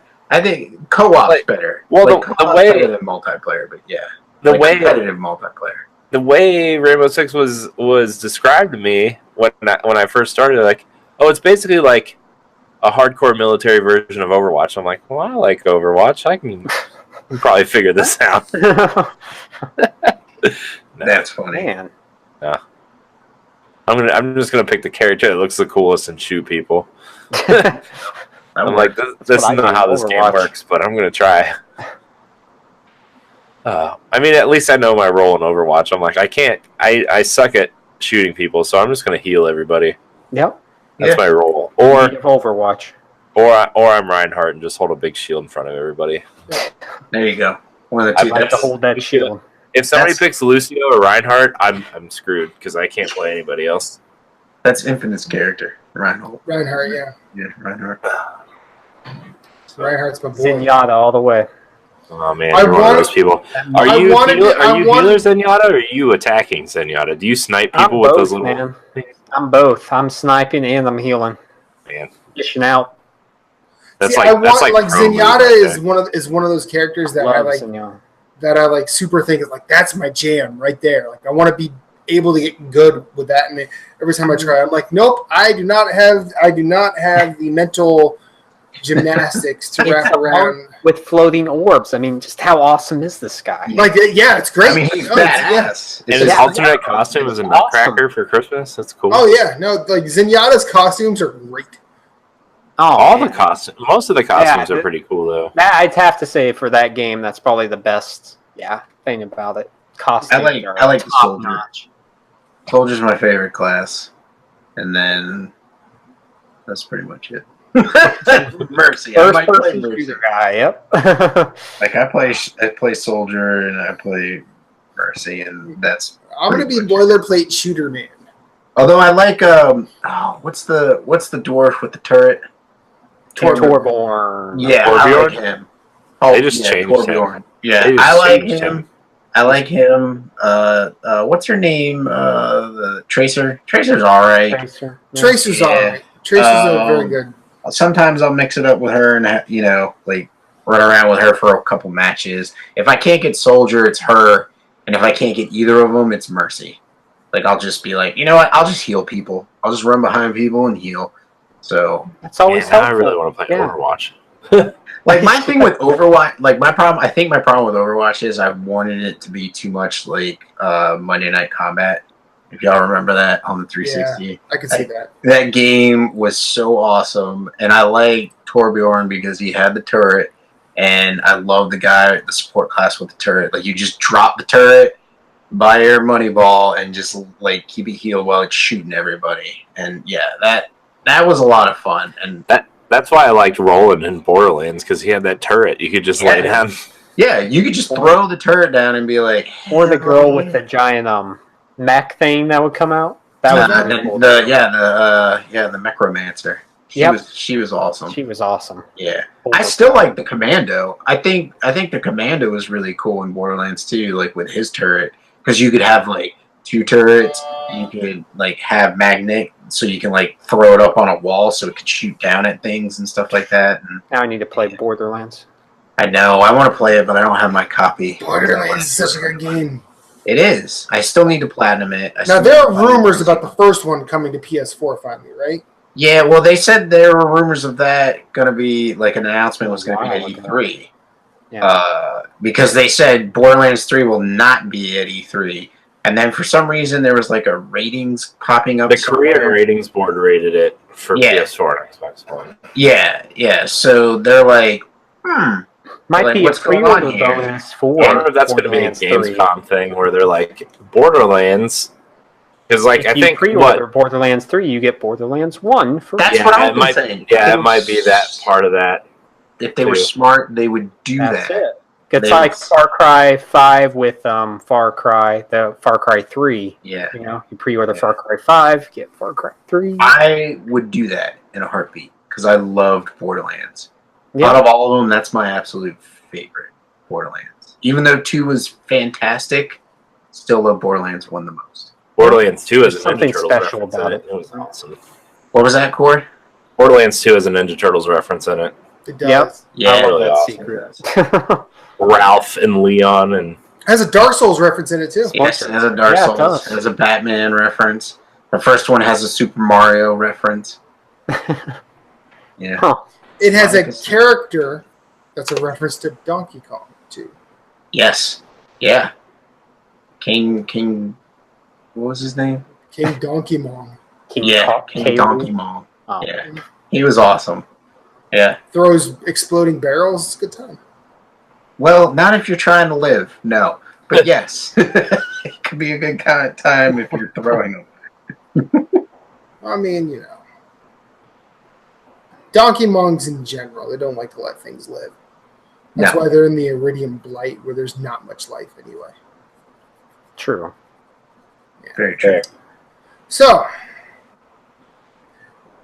Josh, Yes, sir. how are you? I'm doing well. Good. Thank you. Want to talk about the unstoppable tidal wave of Nindies coming to Switch? The unstoppable tidal wave of Nindies. Boo boo boo. And I have a caveat to that, too. sounds about Yes. Okay, well, hang on. Before we get happy, let's let Moose ruin the party. No, I'm not going to. I was going to ask if he feels there's too many mobile games and little, like, do you feel. So, I'm not trying to be negative. What I'm saying is there's a lot of great games on the Switch. There's a lot of great Nindies games coming to Switch, but I also feel they're kind of entering the PS4 territory, which the PS4 is almost getting to the. I don't think it's there quite yet, but they're getting to the. Hey, this is Google Play. This is iTunes, where freaking anything is allowed on It's here. funny. Like that there's you no mentioned that. curation. So when you were after you speak about Nindies, I was going to ask you: do you feel Nintendo needs to step in with some sort of curation before it gets worse, or do you feel like, you know, what are your feelings on that? I guess is where we can go. So, talk to us about Nindies. I'm sorry. Okay. No, I wasn't trying to rain on anyone's parade. They're phenomenal. I love Indies and I love Nindies. No, I'm glad you brought that up. That is a great question because I actually played a game. I think it's called Battle Supremacy. It was a mobile game before it came over to Switch, and it was awful. Like it was a game I had to review, and I'm just like, man, you know, I just don't want to play this anymore because it still looked like a mobile game and it still had all the trappings of a mobile game, but you could just control it with the Joy-Cons. And it just wasn't fun. Like you could tell there was not much optimization done. And I played other games like that too. Yeah, that were just like ported from mobile. And I get what you're saying. Like I love this system so much that I want more games for it, but I also, you know, want that curation where, you know, it's Nintendo approved, but also not just a quick buck, making a quick buck. Because you are seeing those titles start to come more every week. Yeah. But when we read through the new releases, like it just keeps growing and growing. And then you encounter games that you're like, what is this? And then you look at it, like there's this one game called Sparta or Spartan or something like that. And it's absolutely awful. It's another game I had to review, and it's basically like a Flash title. So the good things will rise to the top, as you'll see with Dead Cells or Celeste or Hollow Knight. Dungeon. Right, Enter the Gungeon, yeah. Solemn's Sanctuary. All the good stuff will float to the top, but you have to be careful, and that's what our show's about too, is that we'll point out, you know, if we play a bad game, like I said, Battle Supremacy, that we'll point it out and say, okay, this is just a cash grab from a mobile title. So we make sure, you know, to hit on all this, because like I said, it's important to us because we love Nindies, but we also know that, you know, bad games do get dropped in it. So I think I'm hoping that it doesn't become a problem, because when the Nintendo said that they're aiming to get 20 to 30 new games per week for the system. I thought that's a little too much. Let's keep it at that 15 range, and Not just even 5 to yeah. 10, to be honest. Yeah, I mean, I can see that being the most. That would be the best, but I don't mind that games come out for it. I mean, they can just be good, but I don't want to see this just push to get everything out for it, Yeah. And some weeks will be more than others, but yeah. I think also it's kind of happening on PS4. I'm sure on Xbox, but like Steam has the problem too. But not only are the bad games coming out, but they're drowning out like the lesser known stuff that's out there. That's good. You just don't know about. Like I think was it Death Road to Canada came out on the Switch, and I bought it because they did a game on Wayward Souls on Google Play. That's a great actual example of a great mobile game. Right, and that game would be awesome on Switch. So I think the publisher did both. Like Noodle Cakes is the publisher. They did both games. So I was like, maybe they'll bring it over. But then I found out it's different developers, so they went with a different publisher for the Switch, I think. But anyways, I was like, I want to get that game. So I bought it day one, and I'm enjoying it, and it's great. But it's like that game, if you don't know it or haven't been following it, it's like, what is this? And it's getting drowned out by all these, like you said, like mobile games that are coming over. And one of my favorite, and I believe Matt's favorite indie games, had the problem of being an indie game, and now they kind of turned it into a mobile game with Galaxy Variant S. So now it's a free version, yeah, and they're bringing the mobile version to Switch. They're not bringing the PS4. Right, you can't. Right. The PS4 version is great. My co-host Jeff, he was playing through the free version, and he said there's just some predatory like systems in place where you have to buy something or just wait, and that's not the experience we want on the Switch. Now, Go ahead. Sorry. I'm sorry. I was just going to say we've talked to a few developers. There's one from Miles and Kilo. I don't know if you've heard of that game. It's a very authentic, platformer, auto runner in some levels, but it's a solid, tight, awesome game that I would recommend anybody play. But we were talking to the head developer about it, Michael Waits, and he was saying how, there was just no support from Nintendo of, trying to get this title more heard about.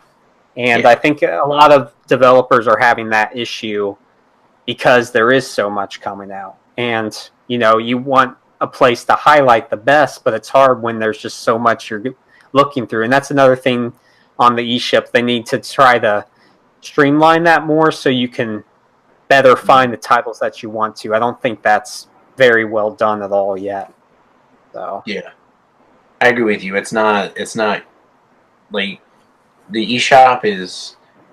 So this is my first Nintendo console since Wii, and I played it like once or twice before I sold it a month after I bought it.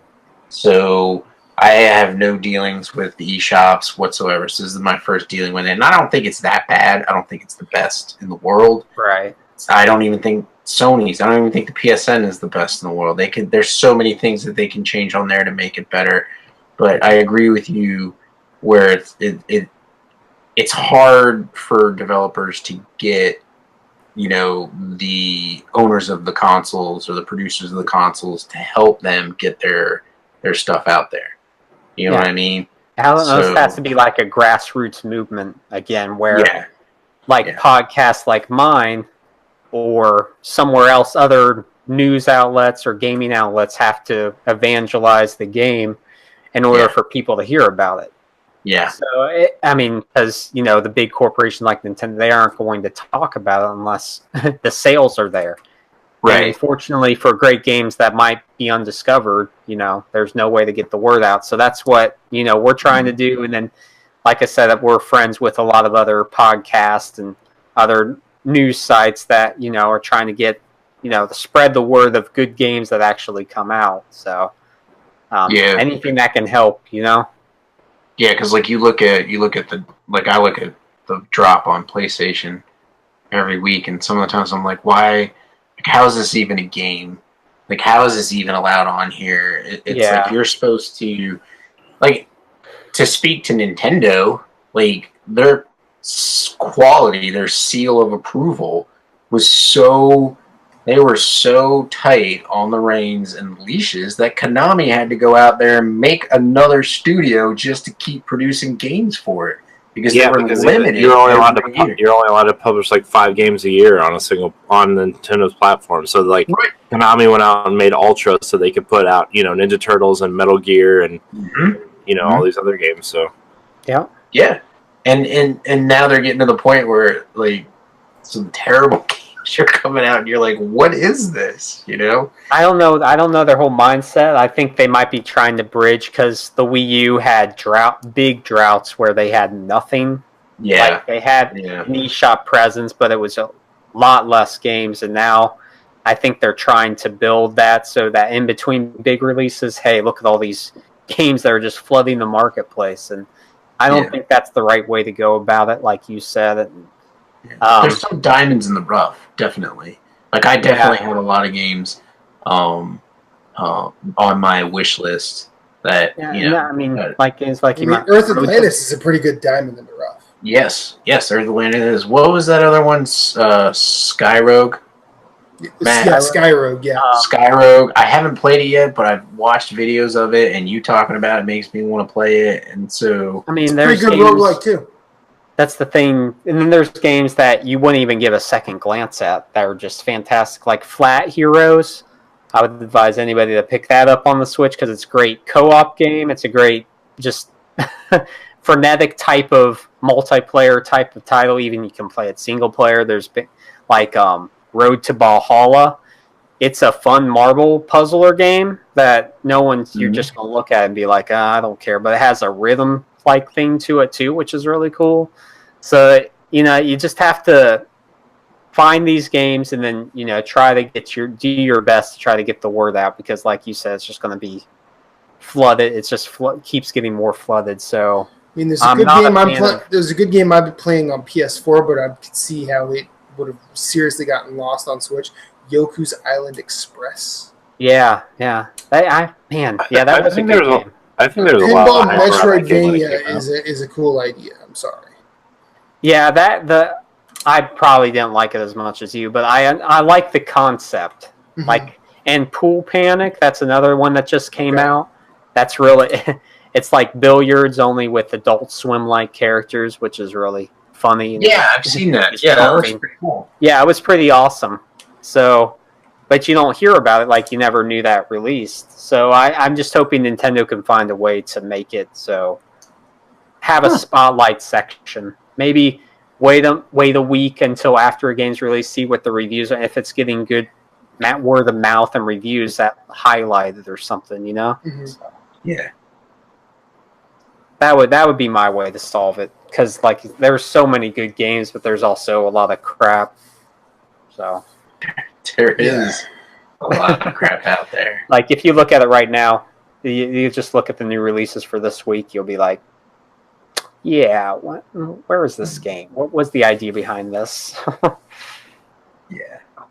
That is. I live for the day that Bush Hockey League comes out on Switch. I could say, hey, this is really good. Windjammers is coming. I thought you would have been happy about that, Matt. I am happy about it. I am happy about that. But like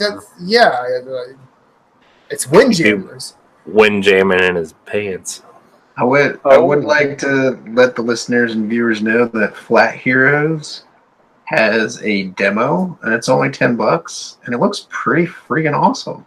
Yeah, check it out. Like if you just look at it, you'll be like, this doesn't look interesting at all. But yeah, it's really fun. It's all single screen challenges, but I had a blast with it. So nice. It's also published by Deck 13, who did Surge is doing Surge 2 and Lords of the Fallen.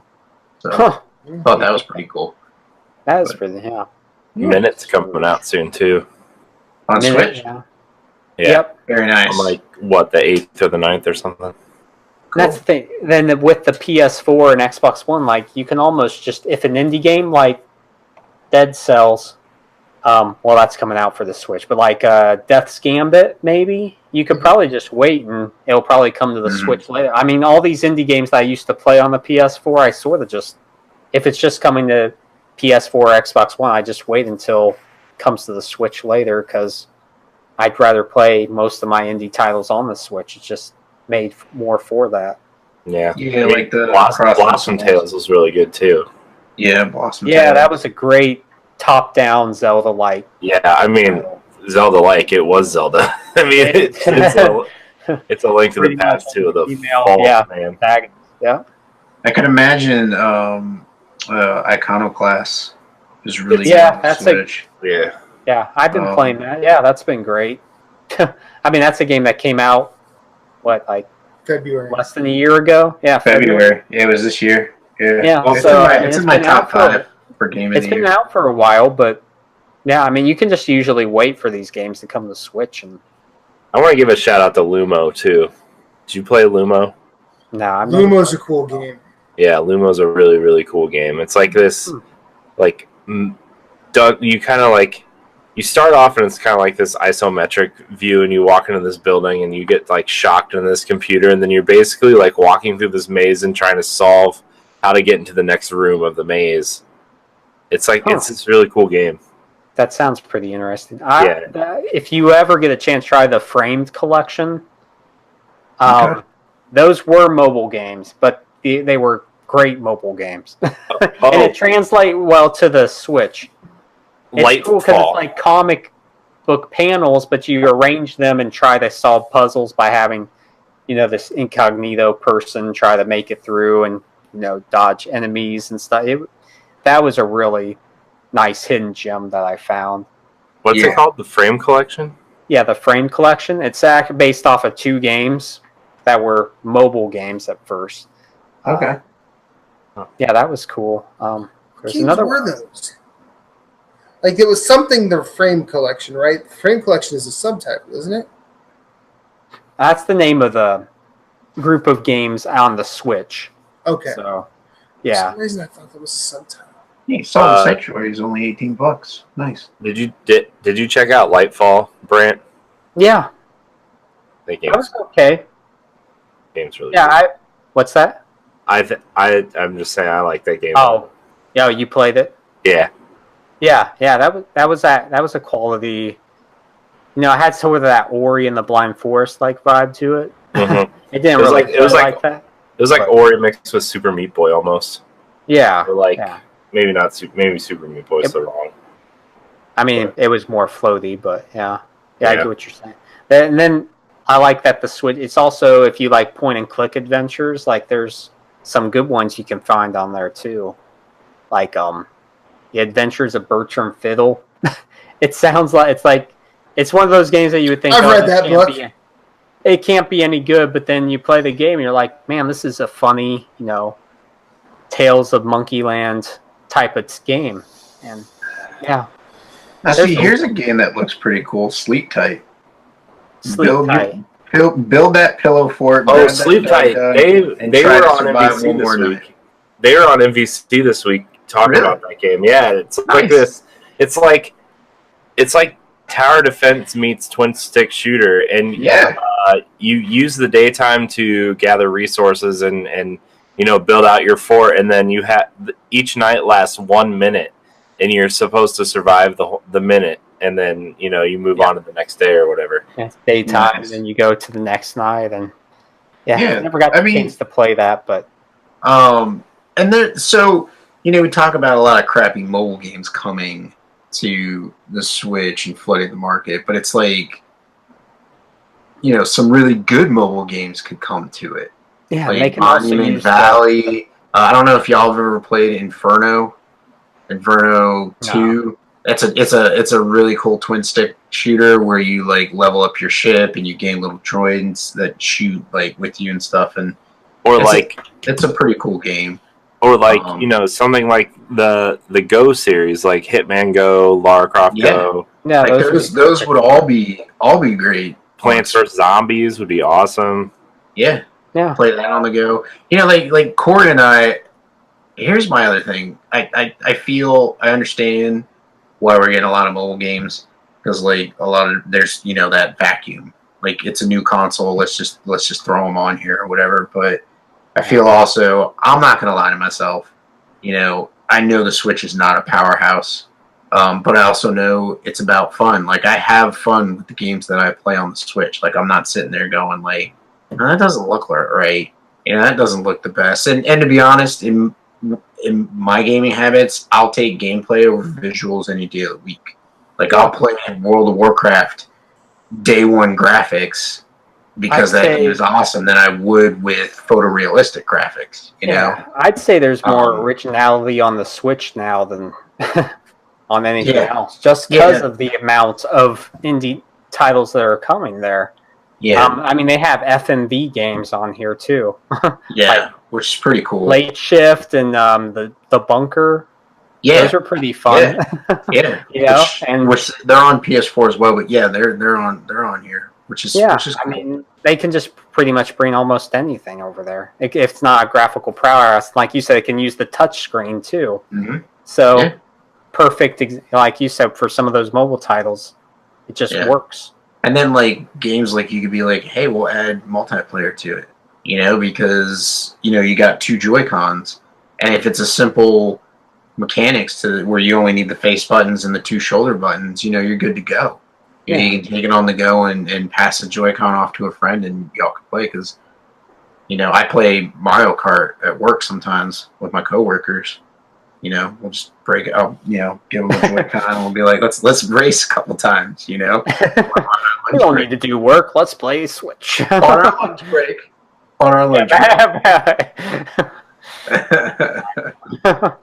Guilty. Are there so we've talked about indies and Nintendo's got a lot of good ones. Are there any that you are really looking forward to coming? What's your hit list for the rest of the year or the near future? Like what would you recommend the listeners check out and look into when they're looking for indies on their Switch? Super Mario Party. There you go. That's the best Nindie right there. No, can't wait.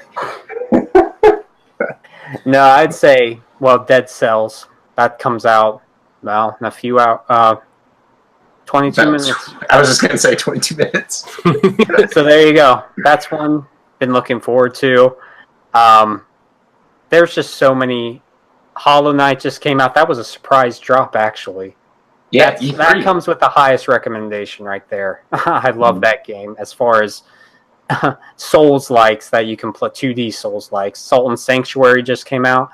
As far as what's coming out, I mean, it's just amazing because there's nothing I can think about right now, but I can guarantee that if I look like 2 or 3 months ahead, there's going to be something there.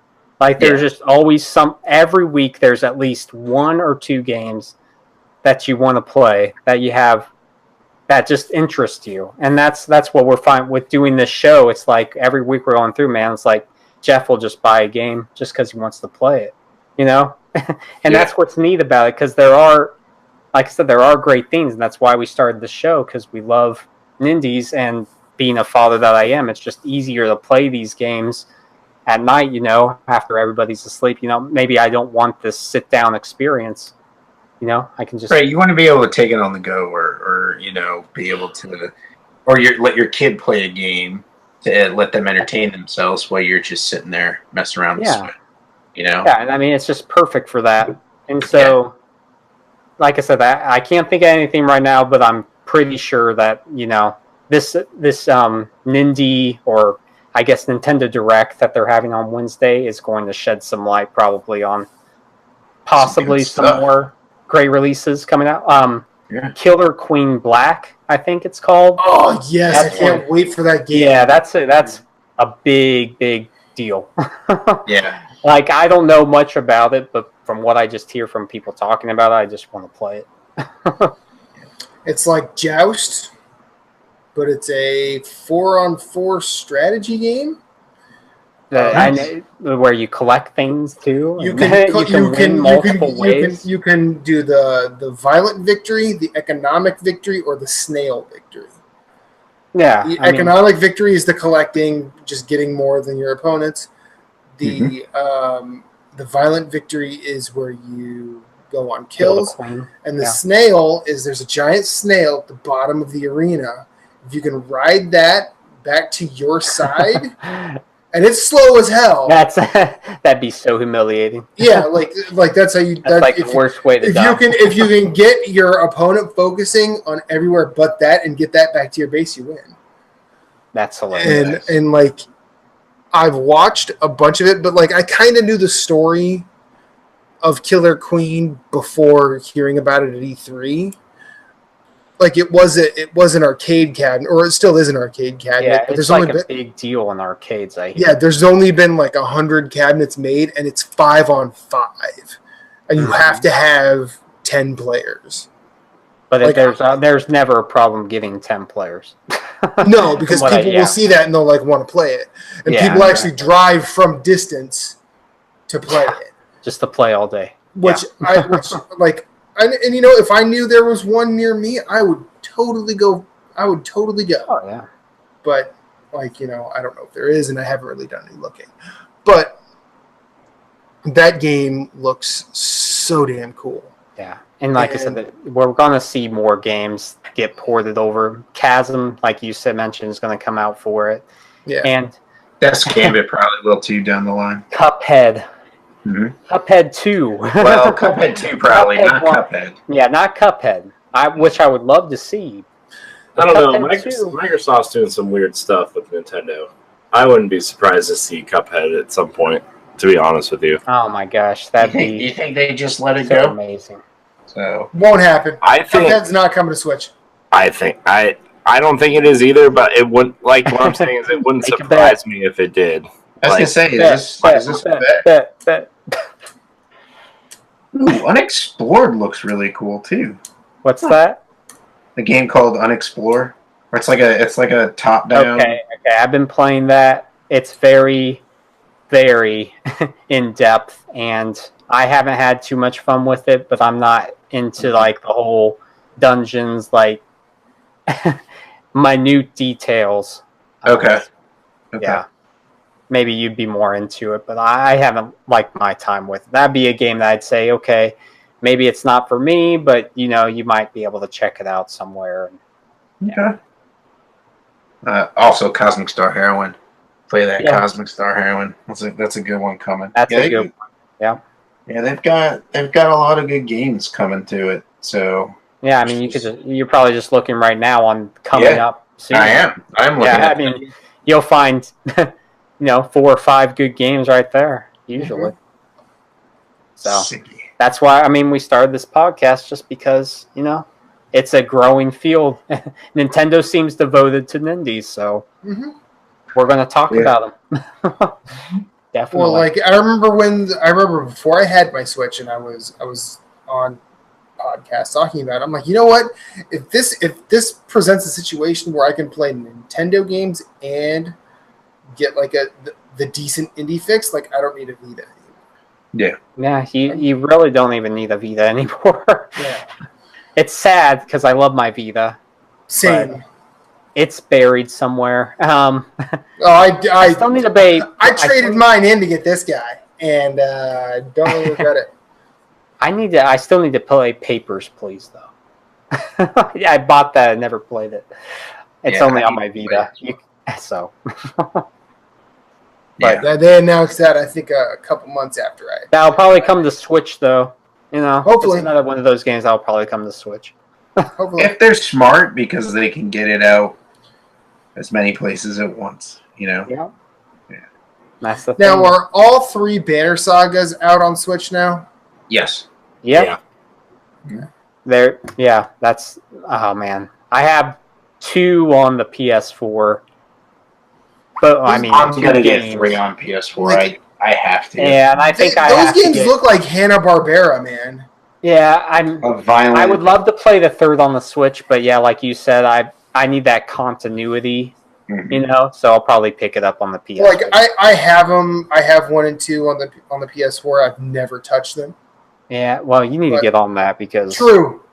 true. Like They are in-depth strategy games, but they're so beautiful. And yeah, I love the story they're telling and the art design, the the Oregon Trail esque arts, and yeah, I remember hearing about so awesome. I remember hearing about the first one when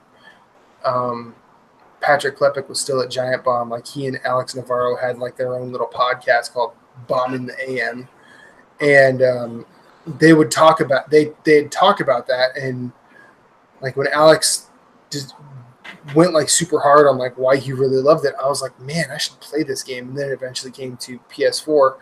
I got it, and then I just got distracted because games.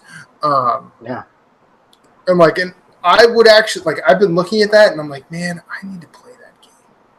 yeah, you do. And I started watching a Let's Play of it. I'm like, this looks like Saturday morning cartoons in the early '80s. Like, why did I not play this game? Here's the thing: we all have those games that we buy and we just never played. Mm-hmm. Like we all have the. I think I have. I mean, like Creed Origins. Most of PS Plus is. Yeah, PS Plus. That's there's just too many games. Yeah. Mm-hmm. Now more than ever, you have to pick. What appeals to you the most because there's too much, or how much you're going to play into something. Yeah. Yeah. Well, I mean, that's one of the reasons nowadays. That's one. I mean, like I know you try and stay up to date and everything. And one thing I like about the way our situation is here, we can kind of just go where we want. Yeah. You're not streamlined to one particular field. You can play. That's how it was on Life of Gaming for us. We're just going to talk about Nindies on Nindie Nation, but there's so many other games that we're both playing too. Mm-hmm. And Dark Souls. Yeah, Dark Souls. Always Dark Souls. Yeah, and Bloodborne. Dark Souls is the best. And that's the problem we have. Those games that we keep coming back to. So, I mean, how do you everyone's different. You have to determine what works best for you, or else you won't get anything done. Yeah.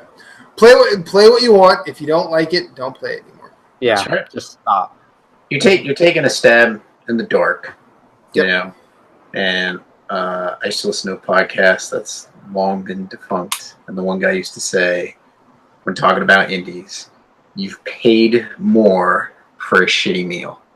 Like if you think about it, I mean, you spend more money on a crappy meal than you will on an indie, taking a chance.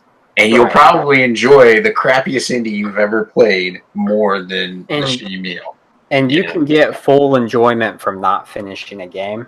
Like, there are so many Nindies that I have not finished, but the time I put into them equaled out to more enjoyment that I could ever hope for in the price I paid. So, I mean, you don't have to finish everything either to enjoy it. Like, The Witcher 3, I will never finish. That game is dead to me, but I loved my time with it. I got my money's worth, so there you go. All right, gentlemen. It is 10 minutes to Dead Cells. I think that's a hint. Any final thoughts on Nindies? To Dead Cells. I want to give one last shout out to N++. Is also yes. Oh my gosh. Yeah. I had to buy that again when it came. I know, I did too. You can play that game forever, I think. Yeah, there's almost 5,000 levels. It's so insane. The soundtrack is the best soundtrack in gaming, I think. Yeah. It's a good one. It's not Persona 4. It's not Persona 4. It's just not. What about Cave Story Plus? I totally forgot about that. One of the better Metroidvania games out there. Mr. Shifty. Yeah, Mr. Shifty's on there. What was that one that you played, the Metal Gear parody game, Matt? Never Stop Sneaking. That game's good. Never Stop Sneaking. Dude, that was a mobile game that came to Switch, and that was actually really good. Yeah. It's fun. Wizard of Legend, which is awesome. I forgot about that. Yeah. I think don't care if you I don't think like Moose is just going down his purchase history now. No, I am. It was a good game. I've played the game though. I know. I'm just Yeah, saying. it's I'm good. just watching you. You're just like looking at your Switch. I'm like, ooh, it's very nice. I need to go back 9 to that. parchments. SteamWorld Dig It's on 2. sale right now. Yeah, Steamroll Dig 2. So many Nindies. Pocket Rumble. Gosh, yeah. Zoink Yeah, Game Pocket just came Rumble. out with Flipping Death. That's another one that I've had on my radar. They did Zombie Vikings and what's the other one? It's called Flipping Death. Yeah, it's called Flipping Death. I guess you take control of a dead person and you go between the real world and the dead world or something. It looks pretty funny. Yeah. Nice. Binding of Isaac. Yeah. That's That probably the Parchments ultimate is indie $8 title. right now. And Nine Parchments is always on sale because it's not that good. Super Meat Boy. He just lost. He was just like, yeah. No, it's fine. It's fine. But End is nigh. The end Yeah. is nigh. That's a good one. I mean, we already have enough games for the rest of our lives, so stop making games. Yeah, just hang it up. We're good. Unless good. it's another Dark Souls game, then make it. No. Naki, get on it. What we need is we just need Hidetaka Miyazaki to keep coming up with new IPs because his first game in those IPs is usually the best. Well, we're gonna see Sekiro. Yeah, and I cannot wait for Sekiro. That's Yep. for sure. Okay, so we've been going a while. This has been episode 107 of Nerds Gone Rogue. Josh Brant, thank you so much for joining us. Give us Thank one more you. round of plugs of Nindie Nation. All right. Well, you can find us on Twitter at Nindie Nation. We're on Facebook. You can just search Nindie Nation there. You can find us at www.thenintendovillage.com. That's where our podcast is hosted, and there's a lot of other awesome shows there that you should go check out. We're on iTunes, SoundCloud. We're on YouTube. You can find us on YouTube. Yeah, so pretty much everywhere. If you have any Nindie questions or have anything you need to know about Nindies, that's what we're here for. And so we love the Switch, and yeah, looking to get the word out. Cool. Moose, where can we find you? you can find me at Svhenn on PlayStation 4. My Switch code is in the description somewhere. Which, when I was actually giving it to Jesse White, I was like, that's actually not that hard to memorize. Although, I can't remember it. Lying bastard. I know. Well, no, because it's like 29, 49, like, yeah, whatever. But, You sound like you're doing the numbers from Lost. I don't know. anyways, you can listen to me, Jason, and Jeff discuss the PlayStation platform over on Nerds Gone Platinum. It goes live every Thursday morning. We're doing new Platinum plays where we have somebody join us and do commentary over the game that we're playing. First episode was me playing Mafia 3 with Jason. Second episode, I believe, was Far Cry 5 with him and Jeff. Jeff has yet to do a video, so I don't know. I think he should do one with Divinity Original Sin, but, that's just us. And so we just sit and chat and talk about PlayStation.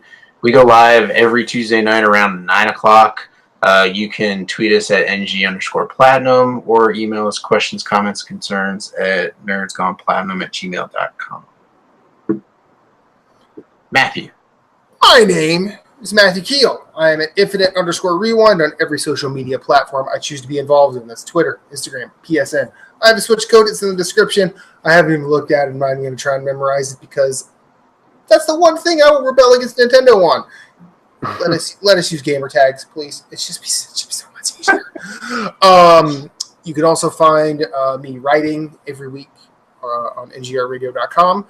I do a vinyl a day on Instagram. I usually do a picture of a record playing on my turntable and an audio snippet of it, and I write about it every week.